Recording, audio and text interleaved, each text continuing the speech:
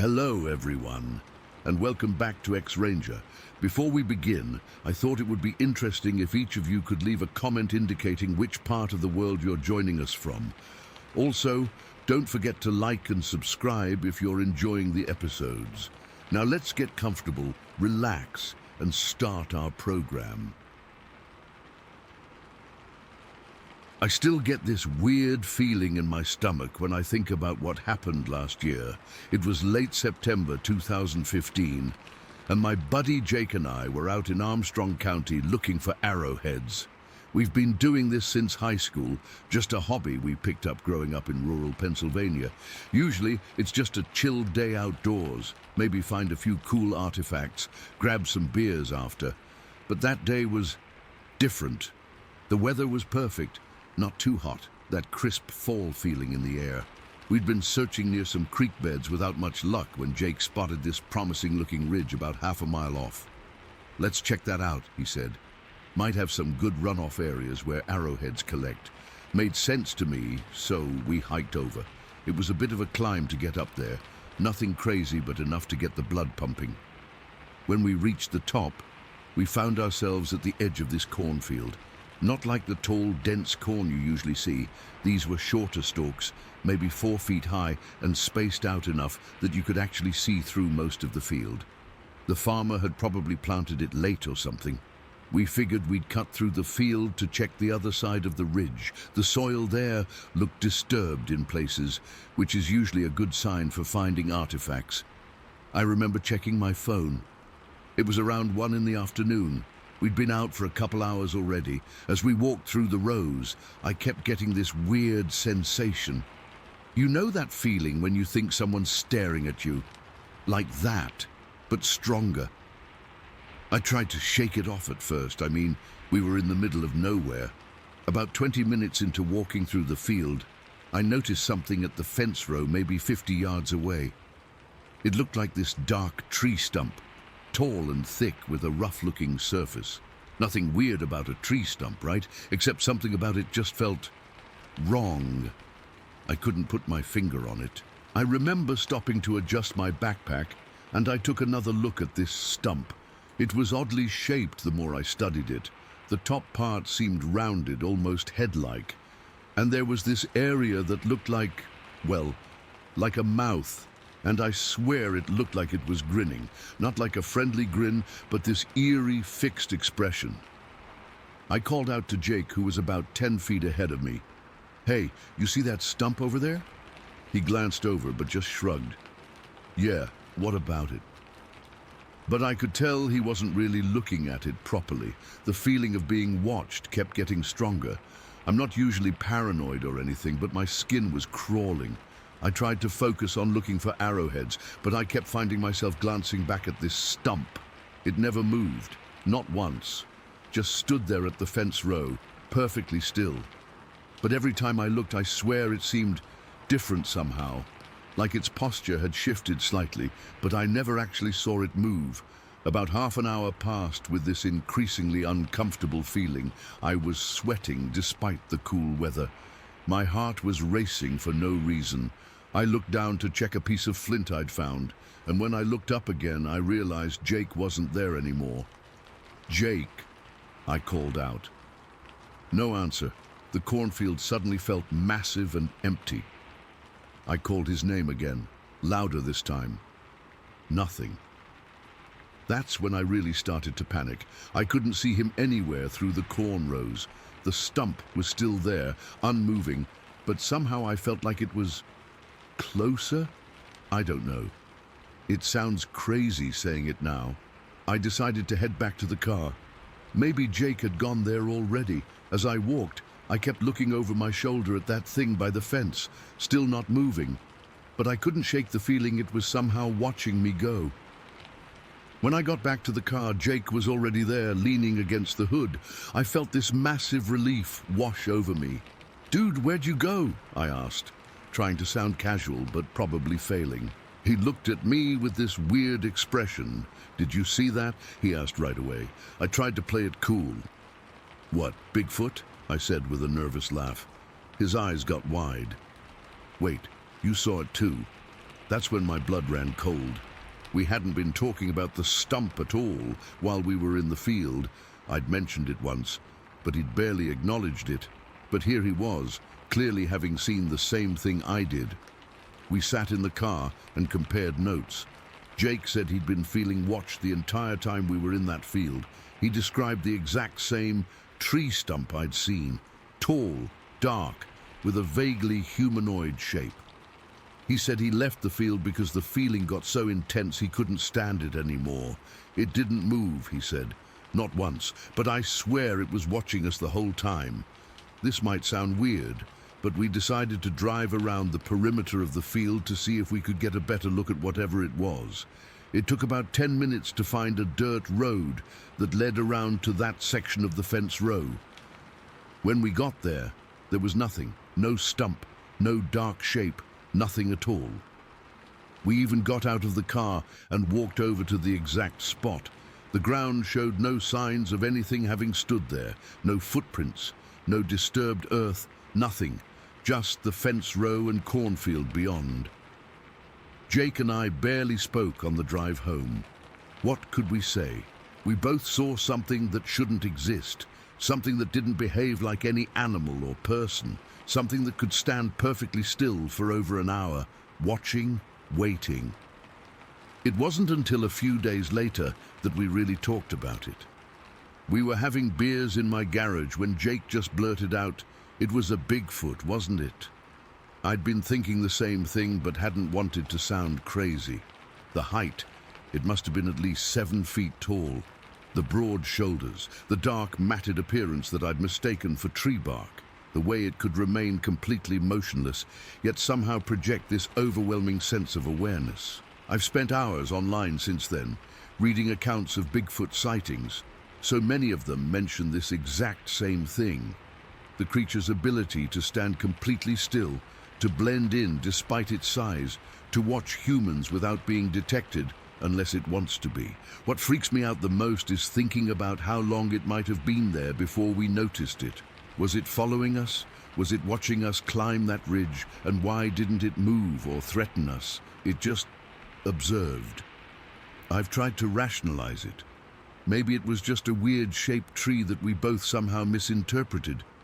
But that doesn't explain why it was gone when we went back, or the intense feeling of being watched that we both experienced independently. We went back to Armstrong County a couple times after that, but never to that specific area. I don't think either of us could handle finding that tree stump again, or worse, not finding it and knowing it could be anywhere, watching us. The thing that still gives me chills is how patient it was. It didn't chase us or try to scare us off. It just stood there, waiting for us to leave on our own, like it knew we would eventually, like it had all the time in the world. I still go arrowhead hunting, but never alone now, and I constantly scan the tree lines and fence rows. Not for arrowheads, but for anything that looks just a little too much like a person, but isn't quite right. Anything that stands too still for too long. Sometimes when I'm out in the woods, I get that same feeling of being watched. I tell myself it's just my imagination, my brain playing tricks on me after what happened. But deep down, I know better. I know there are things out there that can stand in plain sight, completely still, watching and waiting. Things that most people walk right past without ever noticing, until you do notice. And once you see it, you can't unsee it. You can't unfeel that sensation of being observed by something that shouldn't exist. Something intelligent enough to know that sometimes the best camouflage isn't moving at all. I've never told this story to anyone except close friends. Most people would think I'm crazy, or that Jake and I were just seeing things. But we know what we saw, or rather what saw us. I still have nightmares about it sometimes, not about being chased or attacked. Just about turning around in that cornfield and seeing that dark shape at the fence row, perfectly still, watching me with eyes I couldn't quite see, but somehow knew were there. And in the dreams, unlike reality, I keep walking toward it instead of away. I get closer and closer, but it never gets any clearer. Just that same dark silhouette, that same sense of being grinned at by something that isn't human. I wake up from those dreams in a cold sweat every time. And for a few seconds after waking, I always have the distinct feeling that something is standing in the dark corner of my bedroom, something tall and still and patient, something waiting. Story 2. I've been debating whether to post this for months now. I'm still shaken by what happened, and I'm worried people will think I'm crazy or making this up. But I need to get this off my chest, and maybe someone here has experienced something similar. This happened last summer in Whitmore, California, where I work as an elementary school teacher. I'm a pretty practical person. I don't believe in ghosts or UFOs or any of that stuff usually. At least I didn't before. It was early September, and the Delta fire had just broken out in Shasta County. If you're not familiar with Northern California, we get these massive wildfires that can burn for weeks. The air was thick with smoke and this weird orange haze that made everything look like a sepia photograph. Visibility was bad, but not terrible.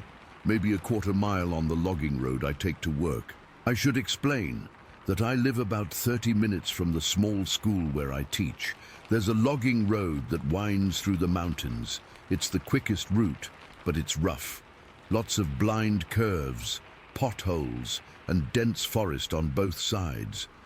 Most days, I don't mind the drive. It's peaceful, and I usually see deer or the occasional fox. That morning, I was running behind. My 11-month-old son, Ethan, had been fussy during breakfast, and it took longer than usual to get him ready for daycare at the school. I strapped him into his car seat, tossed my bag and his diaper bag into the passenger seat, and we set off. I remember checking my watch. It was 7:22, and I needed to be at school by 7:45 to prep before my students arrived. I was driving my Honda CR-V, going maybe 35 miles per hour. Faster than I should have been on that road, especially with the smoke. I had the radio on low, some morning talk show, and Ethan was babbling away in the back seat. It was just a normal morning, you know. About 15 minutes into the drive, I rounded this bend I've driven hundreds of times before. It's a sharp curve that straightens out into a stretch where you can see maybe a few hundred feet ahead before the road curves again, and that's when I saw it. About 300 feet ahead, something was walking across the road. At first, my brain tried to make it make sense. Maybe it was a bear, but bears don't walk upright like that. This thing was tall, way taller than a person, maybe 7 or 8 feet. It was covered in dark brown hair, but what really stands out in my memory is that it had these distinctive gray streaks along its back and shoulders. It was walking upright, with this weird, smooth gait that didn't look human at all. Its arms were long, too long, and they swung slightly as it walked. The thing crossed the entire 2-lane road in just a few strides. It didn't run or hurry, it just moved with purpose. And then it was gone, disappearing into the trees on the other side of the road. The whole thing lasted maybe 5 seconds, not even enough time for me to slow down much. But in those 5 seconds, I felt this overwhelming sense of dread wash over me. My hands went ice cold on the steering wheel, and I felt like I couldn't breathe properly. All I could think was, my baby is in the car, over and over. I didn't stop.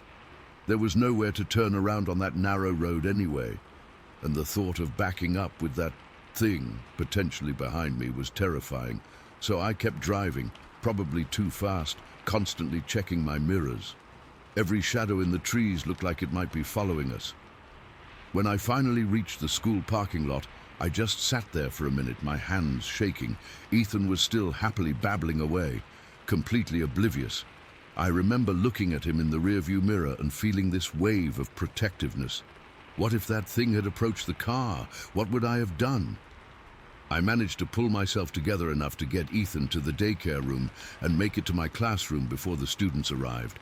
I tried to convince myself that I'd seen a bear, or maybe just a tall hiker in a weird jacket, but I knew better.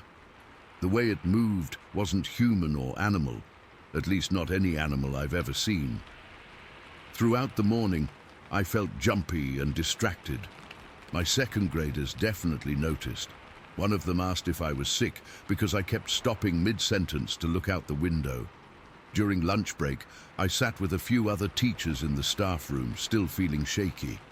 I didn't plan to say anything. Who would believe me? But Carol, who's been teaching at Whitmore Elementary for almost 30 years, asked me directly if something was wrong.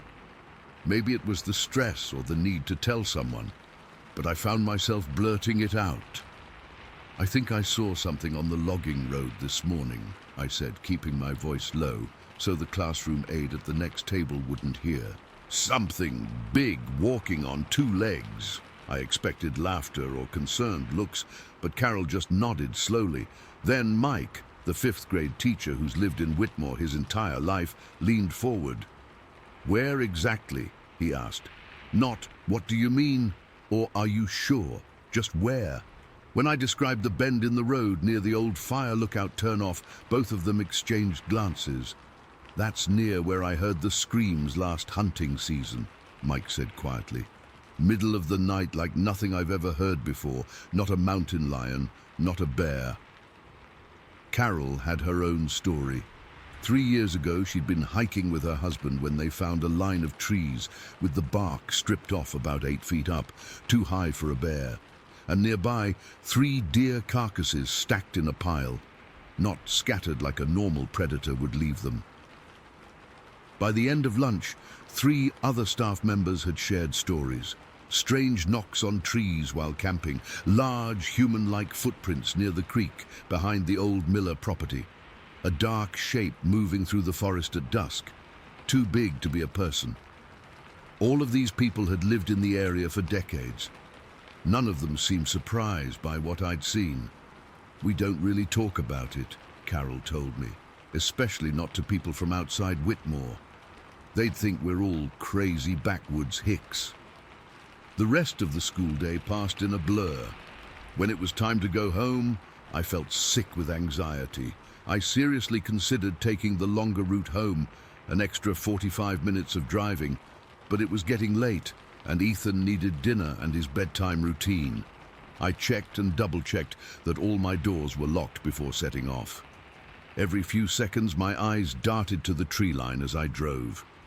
The smoke had gotten worse during the day, casting an eerie twilight over everything, even though it was only 4:30 in the afternoon. When I reached the bend where I'd seen the creature that morning, I slowed to a crawl, my heart pounding so hard I could feel it in my throat.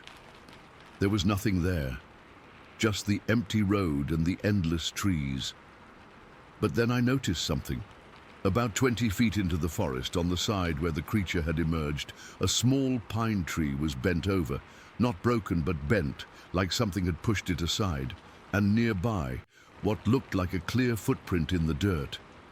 I didn't stop to investigate. I couldn't bring myself to get out of the car with Ethan inside. That night, after my son was asleep, I went down the internet rabbit hole.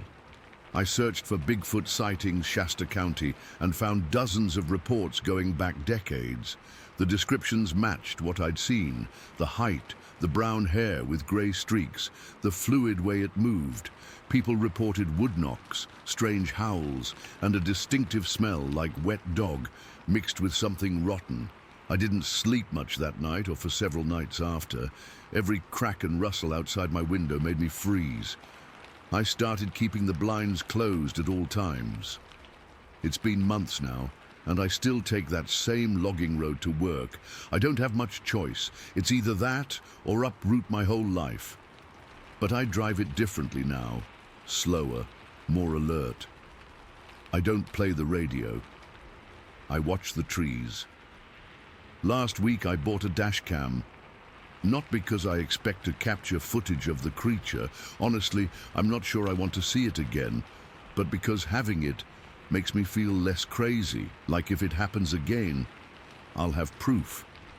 The weird thing is, now that I've experienced this, I notice things I never did before, like how the birds sometimes go silent for no reason, or how my son will sometimes stare intently into the trees behind our house, pointing and babbling, or the occasional pile of branches arranged in a way that doesn't look natural. I've never told my husband the full story. He knows something scared me on the drive to work, but I let him believe it was a close call with a deer. He'd worry too much if he knew the truth, and he might insist we move. This is our home. I don't want to leave, but I can't shake the feeling that once you see something like this, once you know it's out there, it somehow knows you've seen it. Like opening a door that can't be closed again. I don't know what to do with this experience. I'm not a cryptozoologist or a monster hunter. I'm just a second-grade teacher who saw something impossible on a smoky morning in the California woods. All I know is that the forests around Whitmore don't feel the same anymore. They feel watched. And sometimes, when I'm driving that logging road in the early morning light, I swear I can feel eyes following my car from deep within the trees. Has anyone else had an experience like this? Am I completely losing my mind? I just need to know I'm not alone in this. Story 3. I still can't sleep right when I think about it, even though it's been a couple months now. Some of the boys laugh about it these days, but I can't. I was there. I saw what we caught with my own eyes, and nothing in this world will ever be the same for me. Let me start from the beginning. My name is Thomas Wilkins, and I work as part of Conductor Craig's railway crew up in British Columbia. We were working on the tunnel project outside of Yale back in July 12th, 1884 to be exact. I remember the date clear as day because some things you just don't forget. It was hot as blazes that morning, the kind of summer heat that makes your clothes stick to you before you've even started working. We'd been at it for weeks, clearing debris, laying track, and fixing up that tunnel. Ned Austin, our engineer, had us out early that day because we needed to finish a section before the supply train was due through the next morning. I'd packed myself a simple lunch, some bread, cheese, and a bit of dried beef. Nothing fancy, but filling enough to keep a man going through hard labor. Little did I know I wouldn't have the stomach to eat it when midday came around. Around 9 in the morning, Craig sent me and 2 others, Jack Peterson and William O'Malley, to check on a section about a quarter-mile ahead where we'd heard some rocks had fallen during the night. Yale's surrounded by mountains, and rock slides aren't uncommon, especially after a rain. We'd had a downpour the evening before. Just see if the track's clear, Craig had told us. If there's anything bigger than you boys can move, come back and we'll bring more men. Simple enough task. We walked along the tracks, the 3 of us shooting the breeze about nothing important. Jack was talking about some girl he'd been sweet on back in town. Will was giving him grief about it, saying she was too pretty to look twice at an ugly mug like him. Normal work talk. The rock slide wasn't bad, just some smaller stones and a bit of dirt that had washed down. We started clearing it, tossing rocks off to the side of the track. That's when Will stopped suddenly and held up his hand. "You hear that?" he asked. We all went quiet. At first, I didn't hear anything over the sounds of birds and the distant clanging from our main crew. Then I caught it, a sort of low moaning sound coming from farther up the track, around the bend, where it disappeared into a stand of thick pines. "Probably just a wounded deer or something," Jack said, but he didn't sound convinced. "Let's check it out," Will said. "Might be someone hurt."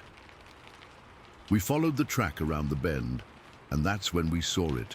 I still get goosebumps thinking about it. There, lying across the tracks like it had collapsed there, was what I first thought was a man. But as we got closer, I realized it was no man I'd ever seen. It was covered in dark, reddish-brown hair. Not like a beard or long head hair, but short, thick hair covering its entire body. About an inch long, like the coat on a dog, but denser somehow. The only places without hair were its palms and the soles of its feet. "Mary, Mother of God," Will whispered, crossing himself. The thing was curled up, almost like it was sleeping, but it was making that moaning sound we'd heard. It looked hurt or sick or something. Despite my fear, I moved closer. That's when I saw its face, and my blood went cold. It was almost human. That's what haunts me. Not that it was some kind of animal, but that it was so close to being a man. Its face was flatter than ours, the nose wide and the jaw heavy. But the eyes, closed as they were, had lashes and brows. It had lips like a person, but everywhere, even on its face, was that same reddish-brown hair. "We need to get Craig," Jack said, his voice shaking. "And Austin." Will nodded, but none of us moved. We were frozen, staring at this thing that shouldn't exist. Then its eyes opened. They were dark brown, almost black, and so human it made my stomach turn. It looked at us, and I swear there was intelligence there. Not animal confusion, but understanding. It knew we were people. It knew we didn't belong in its world, just as it didn't belong in ours. It tried to get up then, and that's when we panicked. Jack and Will both bolted a few steps back, but I was closest and couldn't seem to make my legs work. The creature struggled to its feet, and I saw that it was shorter than me, maybe 5.5 feet tall or so. But its arms, God, its arms were wrong, too long for its body, hanging down almost to its knees. It made a sound then, not the moan from before, but something higher pitched, almost like a question. Then it took a step toward me. I finally found my legs and scrambled backward, nearly falling over the rail. "Get Craig!" I shouted, and Jack took off running back toward the main crew. Will stayed, though, and picked up a large branch that had fallen with the rock slide. "Stay back!" he yelled at the creature, waving the branch. The thing stopped. It tilted its head like a dog, trying to understand a command. Then it looked down the track in the direction Jack had run, and I swear I saw fear in its eyes. "It's hurt," I said to Will, noticing for the first time a gash on its leg. There was blood matted in the hair, and it was favoring that leg. "Don't matter if it's hurt," Will said. "What the hell is it?" Before I could answer, the creature suddenly darted to the side, trying to escape into the woods. But its injured leg gave out, and it tumbled down the embankment, letting out a cry that sounded so human it made the hair on my neck stand up. Will and I looked at each other, then cautiously approached the edge. The creature was trying to crawl away, but its leg was clearly causing it too much pain. It looked up at us again, and I'll never forget the expression on its face. There was pain there, yes, but also something else. Something like resignation. By the time Craig and the others arrived, led by Jack, who was babbling about a hairman, Will and I had surrounded the creature. It had stopped trying to escape and was sitting with its back against a tree, watching us warily. "Sweet Jesus," Craig whispered when he saw it. Ned Austin, our engineer, pushed to the front of the group and stared open-mouthed. "What is it?" someone asked. "It's a wild man," Austin said, "like the Indians talk about." "It's hurt," I repeated, feeling strangely protective. "Its legs cut up bad." Craig approached carefully. The creature watched him but didn't try to move. "We need to get it back to camp," he said finally. "Someone run ahead and clear out the storage shed and bring rope, lots of rope." It took 6 of us to carry it. Not because it was heavy. In fact, it was surprisingly light for its size, maybe 130 pounds. But because it started struggling once we tried to lift it. That's when we discovered its strength. It nearly threw off 3 men with a single twist of its body. If it hadn't been injured, I don't think we could have held it. We tied its hands and feet, which felt horrible. Its hands were so human, with fingers and nails and everything, just hairless on the palms. It fought the ropes at first, then went strangely calm, like it understood resistance was pointless. Back at camp, we put it in the storage shed as Craig had ordered. Doc Simmons, who wasn't really a doctor but had some medical training from the war, cleaned and bandaged its leg. The creature let him, watching everything with those intelligent eyes. "What are we going to do with it?" I asked Craig as we stood outside the shed. "I sent a telegram to Yale," he said. "Word will spread, something like this. People will want to see it." And they did. By evening, half the town had heard rumors and shown up at our camp. Craig started charging 25 cents just to look through the window of the shed. The creature, the men had started calling it Jacko, after Jack, who'd first heard its moans, sat in the corner, watching everyone who came to stare. I couldn't bear to watch after a while. There was something deeply wrong about keeping it locked up like that, about treating it like some sideshow attraction. But I was just a worker, and Craig was the boss. That night, I volunteered to keep watch. I told myself it was to make sure Jacko didn't escape, but really, I just wanted to understand what we'd found.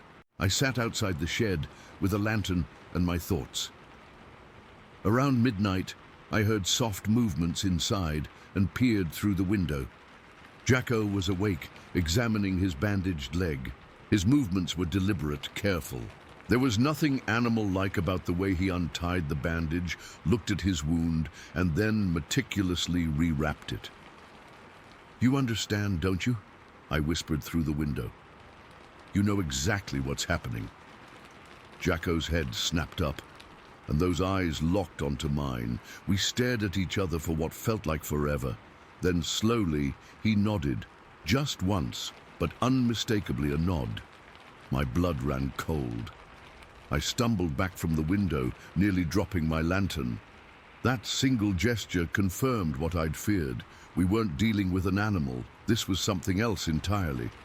The next morning, a man named George Tilbury arrived.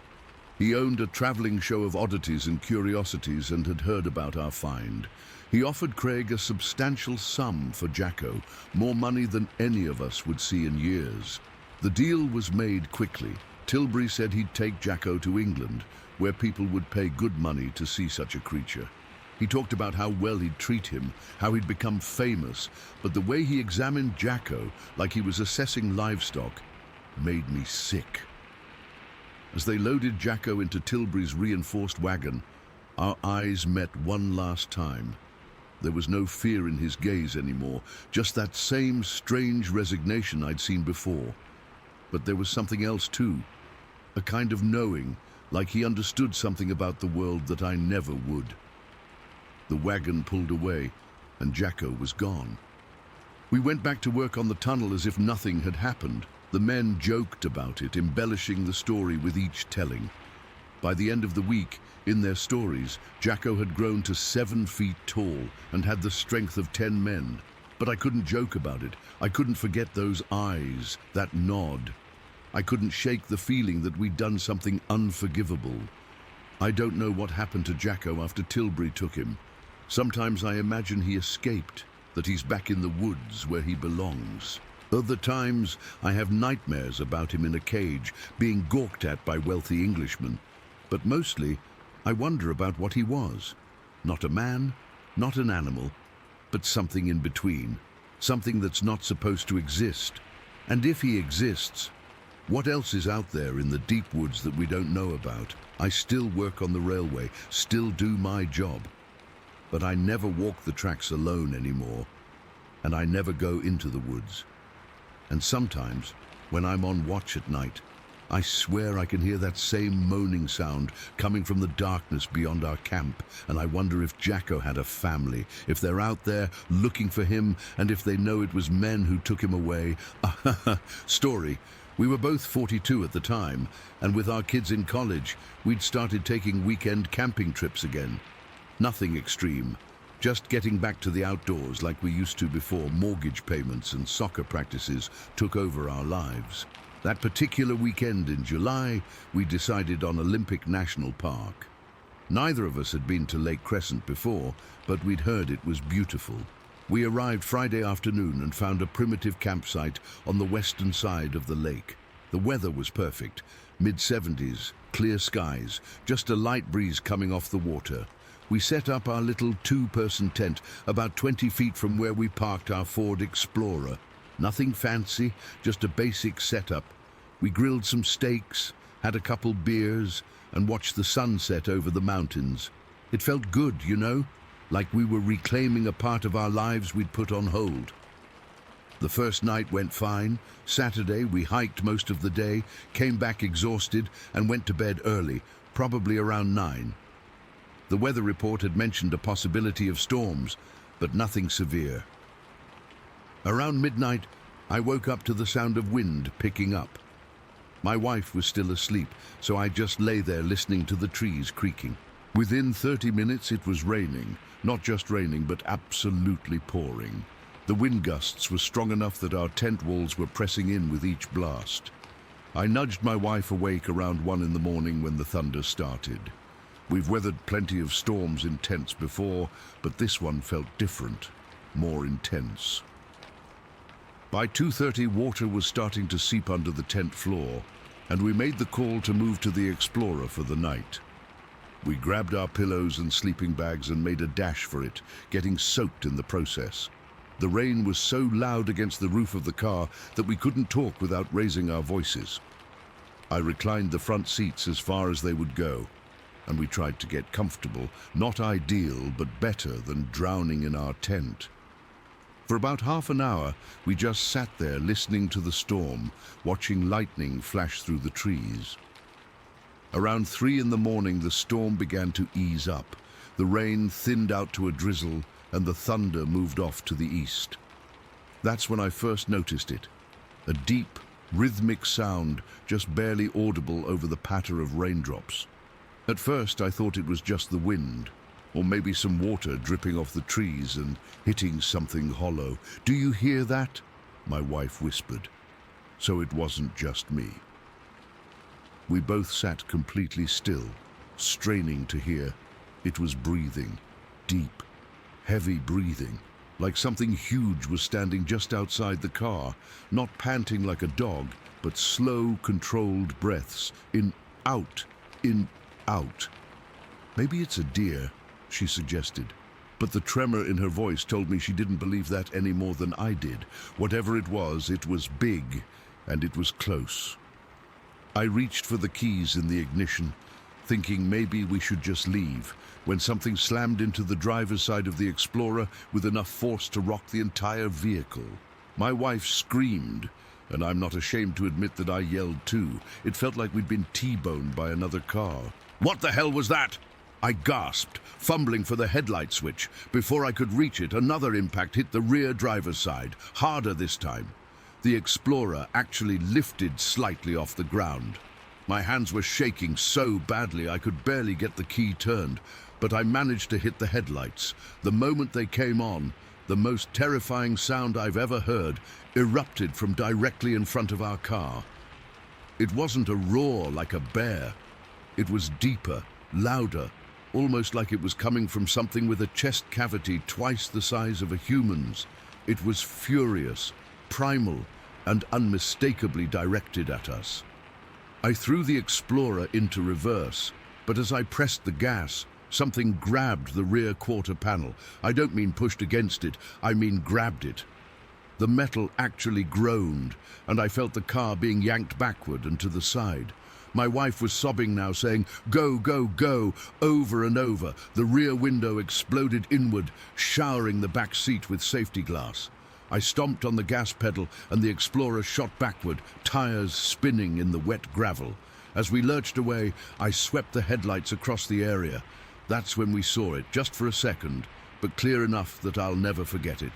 A massive figure stepping between 2 trees about 30 feet away. It was tall, 7 feet at minimum, probably more, and wide. Shoulders like a linebacker, but broader, more massive. It was standing upright on 2 legs, but the proportions were all wrong for a human. The arms were extremely long, hanging almost to its knees, and its entire body was covered in dark hair, soaking wet and matted down from the rain, but unmistakably hair, not fur. It moved with deliberate purpose, not like an animal. 1 step, and it was gone into the tree line. Just vanished. I kept backing up until we hit the access road, then spun the car around and floored it. We drove for miles before I felt safe enough to stop at a ranger station turnout. We sat there with the doors locked and the engine running until sunrise, barely speaking, just holding hands and jumping at every sound from the surrounding forest. When daylight finally came, my wife refused to go back to the campsite. Can't say I blame her, but we'd left everything behind. Our tent, our gear, all of it. I didn't want to go back either, but that stuff was expensive, and at the time, I was still trying to convince myself there was a rational explanation. A bear, maybe, though I knew bears don't stand and walk like that, and they certainly don't grab cars. I drove her to the nearest town and checked her into a motel. Then, feeling like the biggest idiot on the planet, I drove back to Lake Crescent.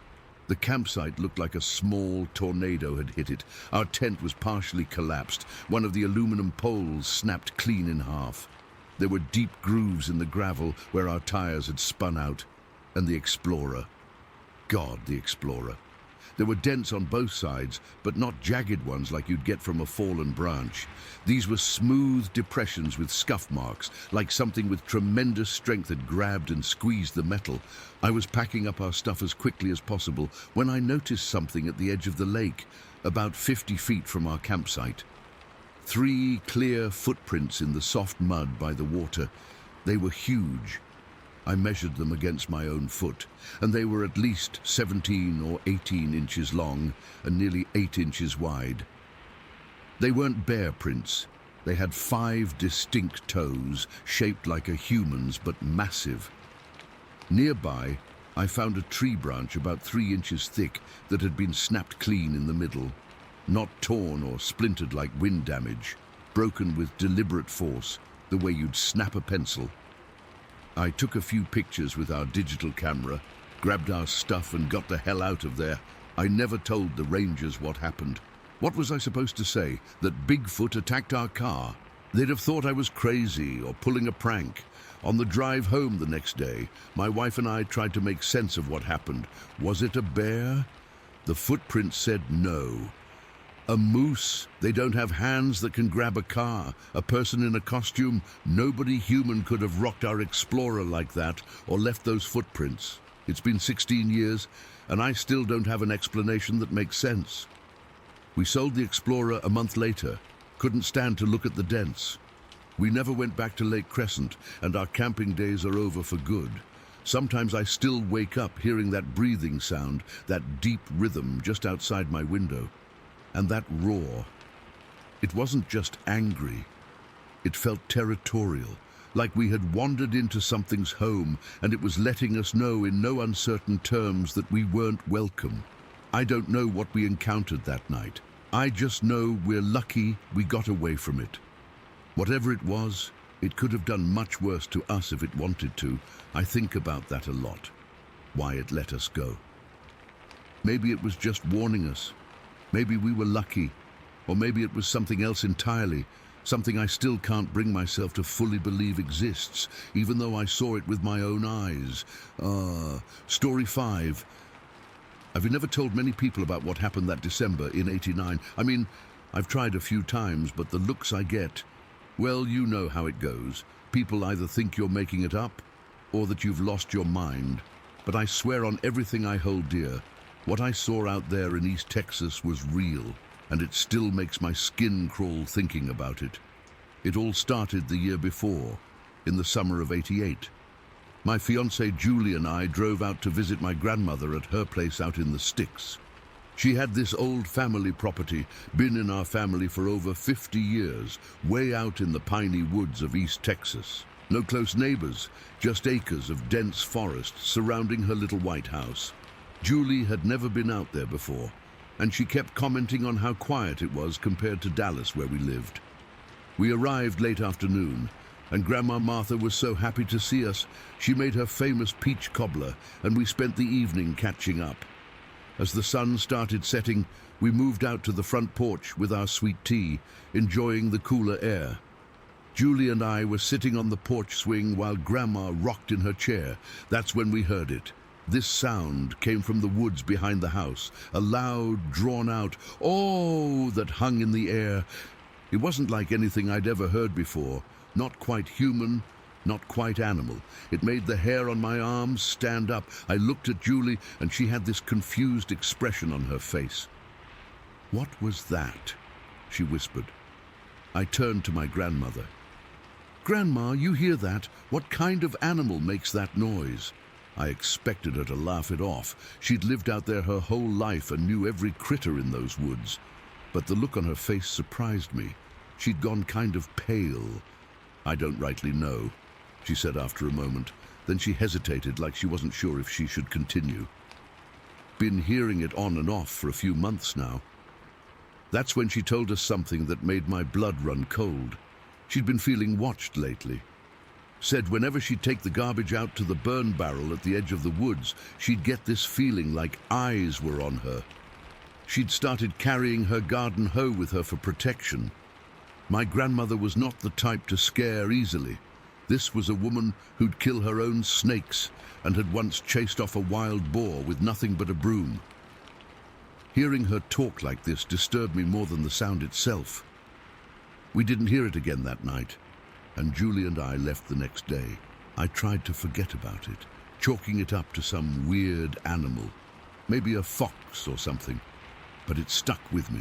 Fast forward to December of '89. My buddy Tom and I had planned a hunting trip out to some family land we had access to near Waldo Lake, not far from Grandma's place. We'd been planning this trip for months. Tom was staying at his uncle's cabin about 5 miles away, and we were going to meet up at my deer stand at first light. I drove out there the evening before to set up. The property had this pipeline clearing that cut straight through the woods. Perfect spot for deer to cross. My stand was about 15 feet up an old oak that gave me a clear view down the clearing in both directions. It was cold that night, probably in the low 30s. I remember because my breath was making these little clouds in the moonlight. I'd gotten to the stand around 4:30 in the morning, wanting to be settled in well before dawn. The moon was almost full, so visibility was pretty good despite it being dark. I'd been sitting there maybe 45 minutes, just listening to the woods wake up. You know that time before sunrise when the nocturnal animals are bedding down and the day creatures haven't quite stirred yet? It's eerily quiet. That's when I saw it. At first, it was just movement along the tree line at the far end of the clearing, maybe 100 yards away. I figured it was a deer, so I raised my binoculars. What I saw instead turned my insides to ice. It was walking upright, like a man, but not a man. In the moonlight, I could make out this tall, bulky figure moving along where the trees met the clearing. My first thought was that it was another hunter, but that didn't make sense. This was private land, and besides, whoever it was carried no weapon, no rifle, no bow, nothing. What hunter walks around during deer season without a weapon? As it moved, I noticed something else that wasn't right. The way it walked was fluid, smooth, not like a person in bulky hunting clothes, and it was big, taller than any man I'd ever seen. I'm 6'1", and this thing would have towered over me. I watched it through my binoculars, frozen in place. It was moving deliberately, almost like it was patrolling. That's when my hand, completely on instinct, moved to my rifle. I quietly clicked off the safety, a sound barely audible even to me in the silent woods. The reaction was immediate. The thing stopped dead in its tracks. It turned its head, its whole body really, directly toward my position. Even from that distance, I felt like it was staring right at me. My heart nearly stopped. Then it did something that still haunts my nightmares. It started backing up, still facing me, never breaking what felt like eye contact. It moved backward several steps, then in one fluid motion, spun around and disappeared into the tree line. I sat there, paralyzed. My rifle was up now, but my hands were shaking so bad I couldn't have hit the broadside of a barn. The silence that followed was deafening. Then, maybe 30 seconds later, I saw movement deeper in the woods, about 20 yards in from where the creature had disappeared. A large pine tree was shaking violently, not swaying like in a breeze, but shaking like something massive was hitting it or pushing against it with incredible force. The surrounding trees were completely still. I wanted to run.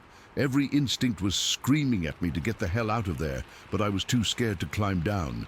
What if it was waiting for me? What if there were more of them? So I stayed put, my back pressed against the tree trunk, my rifle across my lap, safety off. The minutes crawled by like hours. I kept scanning the tree line, jumping at every rustle and snap from the woods. Eventually the sky began to lighten, and I felt some of the tension leave my body. Whatever I'd seen seemed to be gone, at least for now. When the sun finally peeked over the horizon, I heard Tom's truck rumbling down the dirt road. I've never been so happy to see another human being in my life. I practically fell out of the stand, trying to get down quickly. "Whoa, easy there," Tom said as I stumbled toward him. "You look like you've seen a ghost." I tried to explain what had happened, but the words came out all jumbled. Tom looked concerned, probably thought I was having some kind of breakdown. "Let's go check it out," he finally said, grabbing his rifle from the truck. Part of me wanted to just get in the truck and leave, but another part needed to know what I'd seen. We walked down the pipeline clearing to where I'd spotted the figure. The morning dew had settled on the ground, making it easier to spot disturbances in the grass. Sure enough, there was a well-worn animal trail where the thing had come out of the woods. But it wasn't like any game trail I'd ever seen. It was wider, for one thing, and when we followed it to where the creature had re-entered the forest, the path was even more disturbed, like something big had moved through there in a hurry. We followed this newer path about 20 yards in to where I'd seen the tree shaking. The ground around the base of the pine was torn up, like something had been pacing or stomping around it.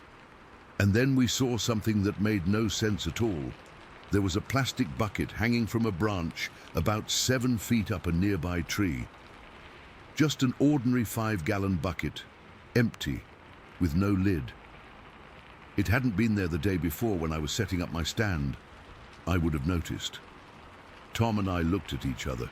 Neither of us said what we were thinking. "Maybe somebody's been out here setting up feeders," Tom suggested, but his voice lacked conviction. I nodded, but we both knew no one had permission to be on this land besides us. We didn't hunt that day, said we'd come back tomorrow, but we never did. I sold my deer stand the following spring and haven't been back to those woods since. I've spent years trying to rationalize what I saw. Could have been a bear, I suppose, though they're pretty rare in that part of Texas. Could have been another hunter trespassing, though that doesn't explain how it heard the safety click from 100 yards away or why it moved the way it did. And it definitely doesn't explain that bucket. I've never told Grandma what I saw. She passed away in '93, still living in that house by herself. Julie and I got married, had kids, moved to Houston for work. Sometimes when we visit my parents, who still live in East Texas, I catch myself scanning the tree line at dusk, listening for that sound. I don't go into the woods alone anymore, not anywhere. Some things you just can't unsee, you know. Some things change the way you look at the world forever. And sometimes, just sometimes, I still wake up in the middle of the night, heart pounding, feeling like I'm being watched through the bedroom window, even though we live on the 3rd floor of an apartment building. Whatever was in those woods that December morning saw me before I saw it, and I can't shake the feeling that somewhere it remembers me too. Story 6. I still haven't told many people about what happened to me in the Black Hills back in 2013. Most would think I'm crazy or making it up for attention, but I need to get this off my chest because it still haunts me, especially when I'm trying to sleep in quiet places. I'd been planning this solo camping trip for months. Work had been crushing me. 60-hour weeks at the engineering firm where I was trying to make partner. My divorce had finalized that summer, and I just needed to get away from everything. The Black Hills in October seemed perfect. Not many tourists, beautiful fall colors, and enough isolation to clear my head without being completely off-grid. I have this small camper, nothing fancy, just an older 17-foot casita that I'd fixed up. It's basically a fiberglass egg on wheels with a tiny kitchen, a table that converts to a bed, and a bathroom you can barely turn around in. But it's mine, and it's comfortable enough. I arrived on Friday afternoon at this dispersed camping spot I'd found online. It was about 2 miles down a Forest Service road, not far from a creek. Nobody else around, which was exactly what I wanted. I set up camp, built a small fire, grilled a steak, and had a couple beers while watching the sunset. It was incredibly peaceful that first night. just the sound of the creek and occasional rustling in the bushes from what I assumed were deer or raccoons. I slept like a rock that night. Woke up Saturday feeling better than I had in months. I spent Saturday hiking, must have covered about 12 miles through these gorgeous pine forests. Saw a few deer, a fox, and endless breathtaking views. By the time I got back to the camper, my legs were jelly, but my mind felt clearer than it had in years. I heated up some chili I'd brought, read for a while by lantern light, and crawled into bed around 10. This is where everything changed. I'd been asleep for a couple hours when something woke me. At first, I wasn't sure what it was. Maybe a branch falling or an animal moving through the undergrowth. I laid there in the darkness, listening. That's when I heard it clearly. Footsteps. Heavy, deliberate footsteps, crunching on the pine needles and fallen leaves outside my camper. My first thought was that maybe another camper had shown up and was walking around, but that made no sense. It was midnight in the middle of nowhere, and the footsteps sounded wrong, too heavy, too spaced apart. My entire body tensed up as I realized whatever was walking around my camper wasn't human. The footsteps circled the camper once, slowly, methodically. I could track the movement just by the sound. Then they stopped right outside my door. The silence that followed was worse than the footsteps. I was frozen in my sleeping bag, barely breathing, straining to hear what would happen next. My heart was pounding so hard, I was sure whatever was out there could hear it. Then the door handle rattled. Not like someone trying to quietly check if it was unlocked. Like something was deliberately testing it, shaking it hard enough that the whole door vibrated. I'd locked it, thankfully. But the lock on these old campers isn't exactly Fort Knox. The rattling stopped. And for a split second, I thought maybe it had given up. That's when it happened. A scream erupted from just outside the door. Not a human scream, not an animal scream I'd ever heard before. It was primal, powerful, and so loud that it physically shook my camper. The windows vibrated, my ears rang. It was like standing next to a freight train. I've heard coyotes, wolves, mountain lions, bears. Nothing compares to this sound. It was like all of those combined, but with something distinctly intelligent behind it. Like it wasn't just a warning or a call. It was directed at me. It knew I was inside. Before I could even process what was happening, something slammed into the side of my camper. Boom! The whole structure rocked on its wheels. Then again.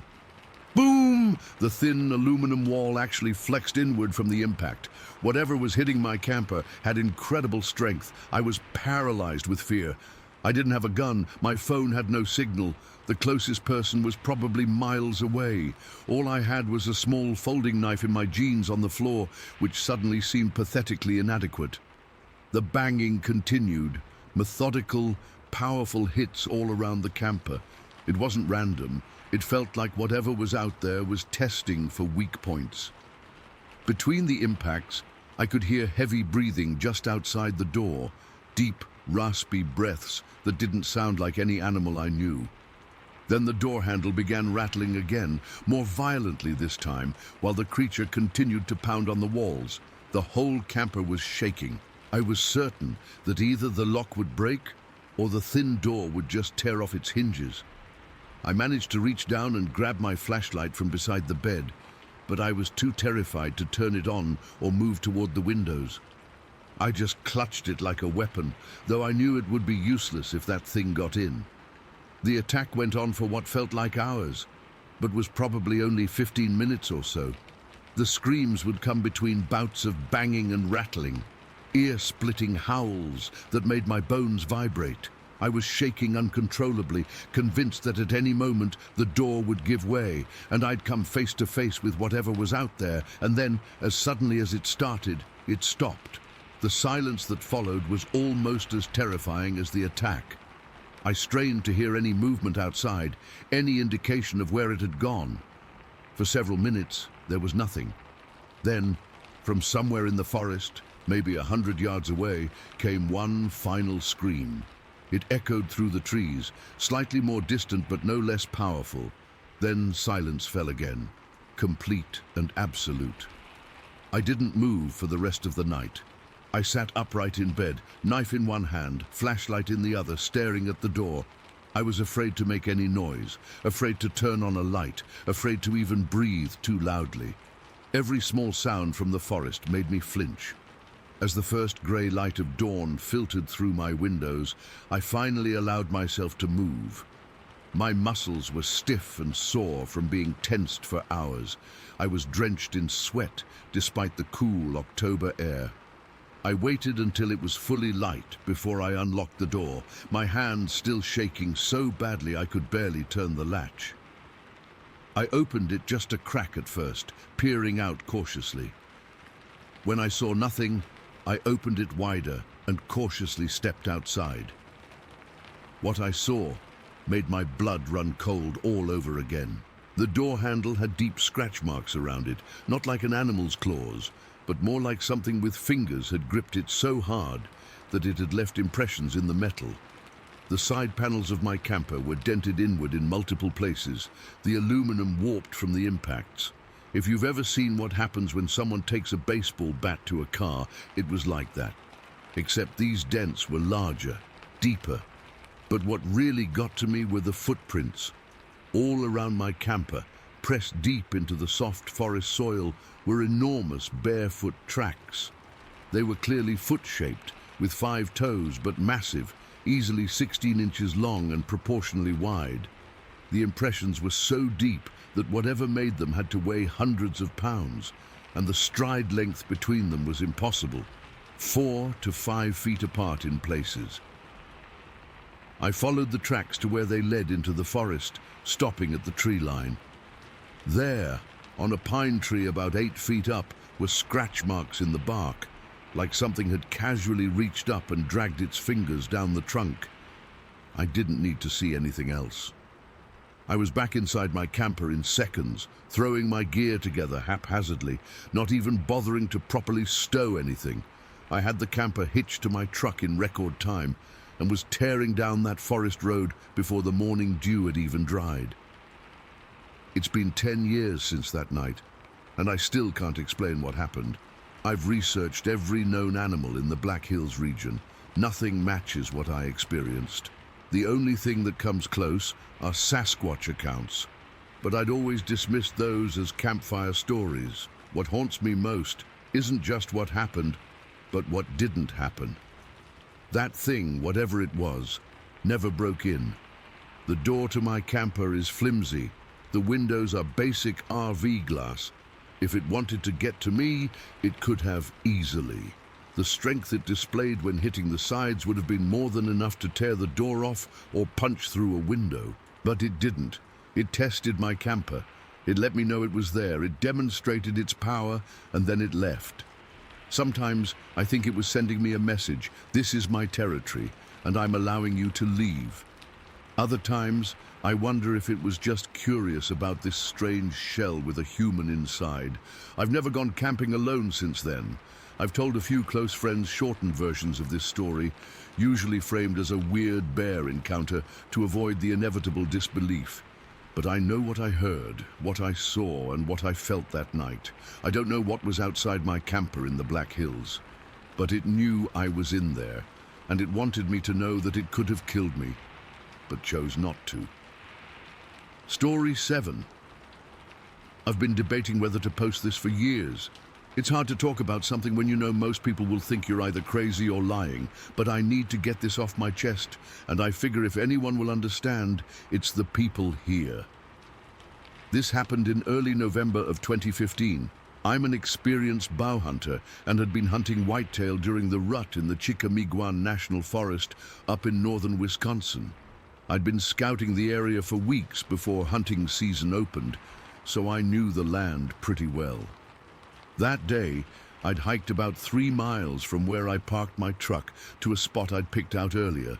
I'd built a ground blind using branches and brush at the base of this ridgeline, near some old blowdowns where I'd seen deer bedding down. It gave me a good view of the area without making me too visible. I was wearing my usual camo and had my compound bow with me, along with my backpack containing water, some beef jerky, An extra layer since November in Wisconsin gets damn cold, and other basic supplies. The morning was quiet. Too quiet, actually.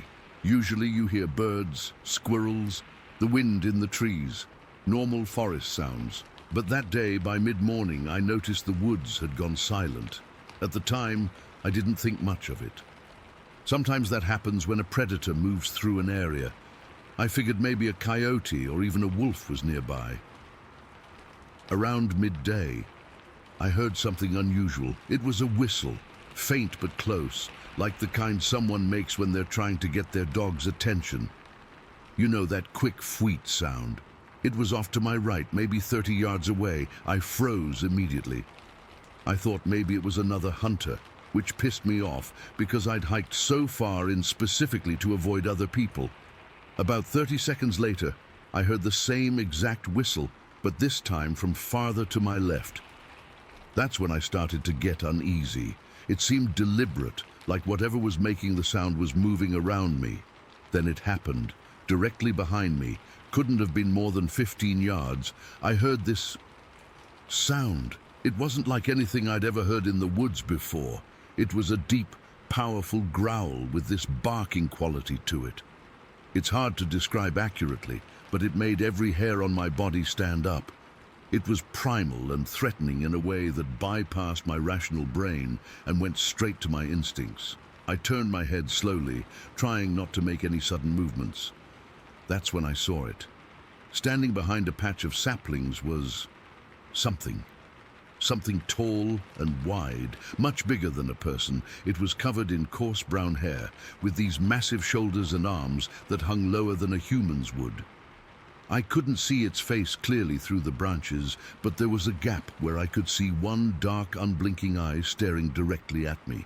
The eye wasn't animal-like. It had intelligence behind it. That's what scared me the most. When it shifted its weight, the saplings bent under it like they were nothing. That's when I caught a glimpse of its hand. It was large, partially clenched, and I could see dark grey skin at the wrist where the hair wasn't as thick. My mind was racing, trying to make sense of what I was seeing. Then another whistle, identical to the first two, came from the ridge ahead of me. That's when the real fear set in. There might be more than one of these things. They might be coordinating. I felt like I was being hunted. For what felt like hours, but was probably about 20 minutes, I sat completely still in my blind, hearing heavy footsteps circling my position. The footfalls were deliberate and heavy enough to make the ground vibrate slightly. Then there was this loud wood-on-wood slam from down the ridge, like someone had taken a baseball bat to a tree. Crack! Another one followed from a different direction. I started to feel like they were toying with me, like a cat plays with a mouse before killing it. That's when I decided I needed to get out of there. I couldn't just sit and wait for whatever was going to happen next. I abandoned my pack, didn't want anything to slow me down, but kept my bow. I'd be damned if I was going to be completely defenseless. I crawled slowly out of my blind, trying to stay as low to the ground as possible. My heart was pounding so hard, I was sure whatever was out there could hear it. After moving about 50 yards, I found a fallen log and slowly stood up behind it to get a better look at my surroundings. That's when I spotted one of them standing on the ridge, about 70 yards away. In the open, I could see just how massive it really was. Had to be at least 8 feet tall, with this enormous barrel chest and shoulders that would make a linebacker look small. Its body was covered in brown and black hair, but there were patches of dark skin visible on its chest. Its face. God, its face. It had this sloped forehead, wide jaw, and almost no neck. Its head just seemed to sit directly on those massive shoulders, and its eyes, dark and deeply set but unmistakably focused on me. Suddenly, it leaned back and let out this scream.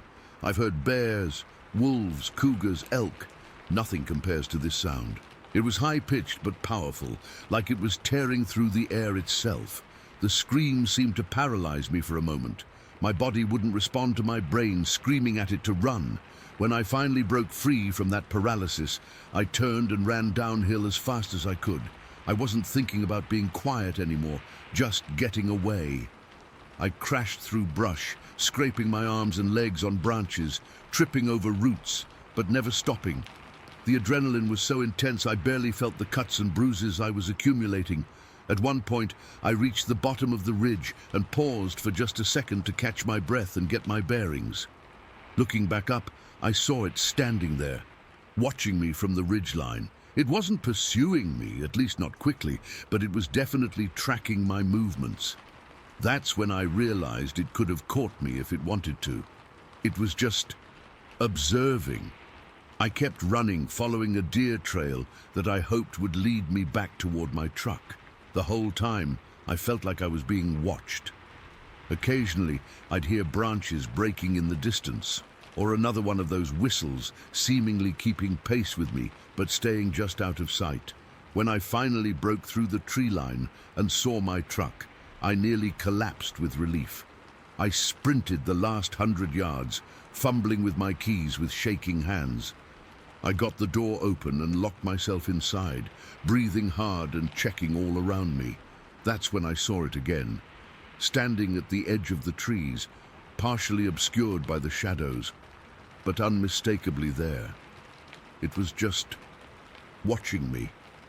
For maybe 30 seconds we stared at each other across the clearing. Then it turned and moved back into the woods, its massive form disappearing between the trees with surprising grace for something so large. I started my truck and got out of there as fast as I could. I never went back for my gear, couldn't bring myself to return to those woods, even in daylight with other people. That backpack had some expensive equipment in it, but it wasn't worth the risk. I've tried to rationalize what happened. Maybe it was a bear standing on its hind legs. Maybe it was some kind of mass hallucination brought on by exhaustion or dehydration. But deep down, I know what I saw. The intelligence in those eyes, the coordinated movements, the way it used sound to intimidate me. No animal I know behaves like that. I've been a hunter my whole life. I respect the woods and the creatures in them. I've never been one to believe in monsters or cryptids, or whatever you want to call them. But that day changed me. I still hunt, but never alone, and never in the Chickamiguan. Some places I've come to believe we're not meant to go alone. To this day, I still wake up sometimes hearing that scream in my nightmares. I still see that eye staring at me through the branches, and I still wonder what would have happened if I hadn't run when I did. Story 8. I've been holding this in for months now, and I need to get it off my chest. I'm not crazy. I'm not looking for attention, and I'm not making this up. What I saw that day in Pennsylvania was real, and it's been bothering me ever since. I spent over 40 years as a commercial pilot. That's important to know, because in my profession, quick visual assessments weren't just a skill, they were essential to safety. When you're moving at hundreds of miles per hour, you have to trust your eyes and make split-second judgments. I've been trained to identify objects at distance, to differentiate between birds, drones, other aircraft, and to do it fast. My eyes don't play tricks on me. At least they never had before. This happened back in early October last year. My wife Carol and I were driving back from my nephew's wedding in upstate New York. It was a beautiful ceremony, but exhausting. One of those weekend-long affairs with rehearsal dinners, the ceremony, reception, and then a Sunday brunch. By the time we headed home on Sunday afternoon, we were both wiped out. We were on Interstate 80 westbound, somewhere in rural Pennsylvania. I remember it was around 4 in the afternoon. The sun was still up, but starting to get lower, giving everything that golden hour glow. Carol had fallen asleep about an hour into the drive, her head resting against the passenger window, wrapped in her cardigan. Traffic was light, just a few cars here and there. This stretch of Interstate 80 cuts through some pretty isolated country. Rolling hills, patches of dense forest, abandoned farmland, the occasional small town off an exit. It's beautiful, but there's something lonely about it too. I had the radio on low, just some classic rock station fading in and out as we moved through the hills. I remember Hotel California was playing, which seems weirdly appropriate now. I was starting to feel tired myself, so I just opened a can of Coke to stay alert. That's when I saw it. I glanced to my right, just a casual look at the scenery, when something caught my eye about 100 feet from the roadside. At first, my brain tried to categorize it as something normal. A hunter in camo gear, maybe, or a Department of Natural Resources worker, but within half a second, I knew it wasn't human. Not completely, anyway. The figure was standing completely motionless at the edge of this uncultivated strip of farmland. Behind it was a stand of mature trees, mostly oak and maple from what I could tell, their leaves turning orange and red with the season. The creature was partially obscured by tall grass from about mid-forearms down, but its upper body was clearly visible. What struck me first was the color. I've heard all the stories about Bigfoot, seen those blurry photos and that famous film footage. I always pictured them as black or dark brown, but this thing was covered in dull red-brown hair, almost a rust color, like an orangutan but darker. The hair was long and shaggy, especially around the shoulders, and what I could see of the face. And God, the build on this thing. It had shoulders twice as wide as mine. And I'm not a small guy. The proportions were all wrong for a human. Too broad, too powerful looking. I couldn't make out distinct facial features because of the hair, but I could tell it had a massive head that seemed to sit directly on those shoulders with barely any neck visible. I only saw it for maybe 3 seconds as we drove past at 70 miles per hour. 3 seconds doesn't sound like much, but it was enough, more than enough. In those 3 seconds, this thing never moved. Not a twitch, not a turn of the head, nothing. It just stood there, perfectly still, like it was observing or waiting for something. There was no way this was a person in a suit. No way. The proportions were all wrong, and we were in the middle of nowhere. Who would stand out there in a costume, miles from any town, on the off chance someone might glimpse them from the highway? And the stillness. That unnatural, complete stillness. No human could hold that pose so perfectly. It wasn't a mannequin either, I'm certain of that. There were no structures nearby, no reason for someone to place a mannequin out there. The location made no sense for a prank. And something about the way it stood there, it looked natural in its environment, like it belonged there, not like something that had been placed. What really bothers me is that it showed no awareness of being watched. No acknowledgement of the highway or the cars passing by. It's like we weren't even there, or like it was so accustomed to watching the highway that it knew exactly how to remain unnoticed. I almost hit the brakes. My foot actually moved toward the brake pedal instinctively. But we were on an interstate with cars behind us, and there was no shoulder to pull onto safely at that particular stretch. What would I have done anyway? Woken my wife up and said, "Hey, honey, I think I just saw Bigfoot. Let's go look for it in the woods." By the time I could have turned around at the next exit, it would have been gone. So I kept driving. I glanced in my rearview mirror, but the creature was already out of sight. Carol slept through the whole thing, completely unaware. For the next hour, I white-knuckled the steering wheel, my mind racing. I kept asking myself if I'd really seen what I thought I saw. Maybe it was a bear standing on its hind legs. But no, the proportions were all wrong for a bear. The shoulders were too wide, the posture too upright. Bears don't stand perfectly still like that either. They shift their weight, look around. Could it have been a hunter in some kind of ghillie suit? But again, the size was wrong. This thing had to be at least 7 feet tall, maybe taller, and built like a linebacker on steroids. And who hunts in bright red-brown camouflage? By the time Carol woke up about an hour later, I'd convinced myself to keep quiet about it. What was I going to say? While you were sleeping, I saw Bigfoot. She'd think I was hallucinating from driving fatigue. So I said nothing. We stopped for dinner at some chain restaurant off the highway. I remember sitting there, picking at my food, barely tasting it, while Carol chatted about the wedding and how nice it was to see the family. All I could think about was that thing standing at the edge of the woods, watching the highway. When we got home that night, I immediately went online and started researching Bigfoot sightings in Pennsylvania. Turns out, western Pennsylvania has quite a history of them, the Allegheny National Forest region especially. I found dozens of reports, some dating back decades. Many described similar characteristics: the reddish-brown hair, the broad shoulders, the stillness. I came across one report from a trucker who claimed to have seen something similar along Interstate 80 just a few months earlier, not far from where my sighting occurred. He described it as rust-colored and built like a brick wall. Reading his account sent chills down my spine. For weeks afterward, I debated whether to report what I'd seen. It was such a brief encounter, just 3 seconds. No photographic evidence. Would anyone even take it seriously? What would my friends think? My former colleagues? In aviation, reputation is everything.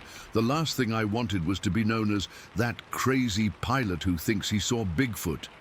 But the more I thought about it, the more I realized that even brief sightings could be valuable if they're accurately reported.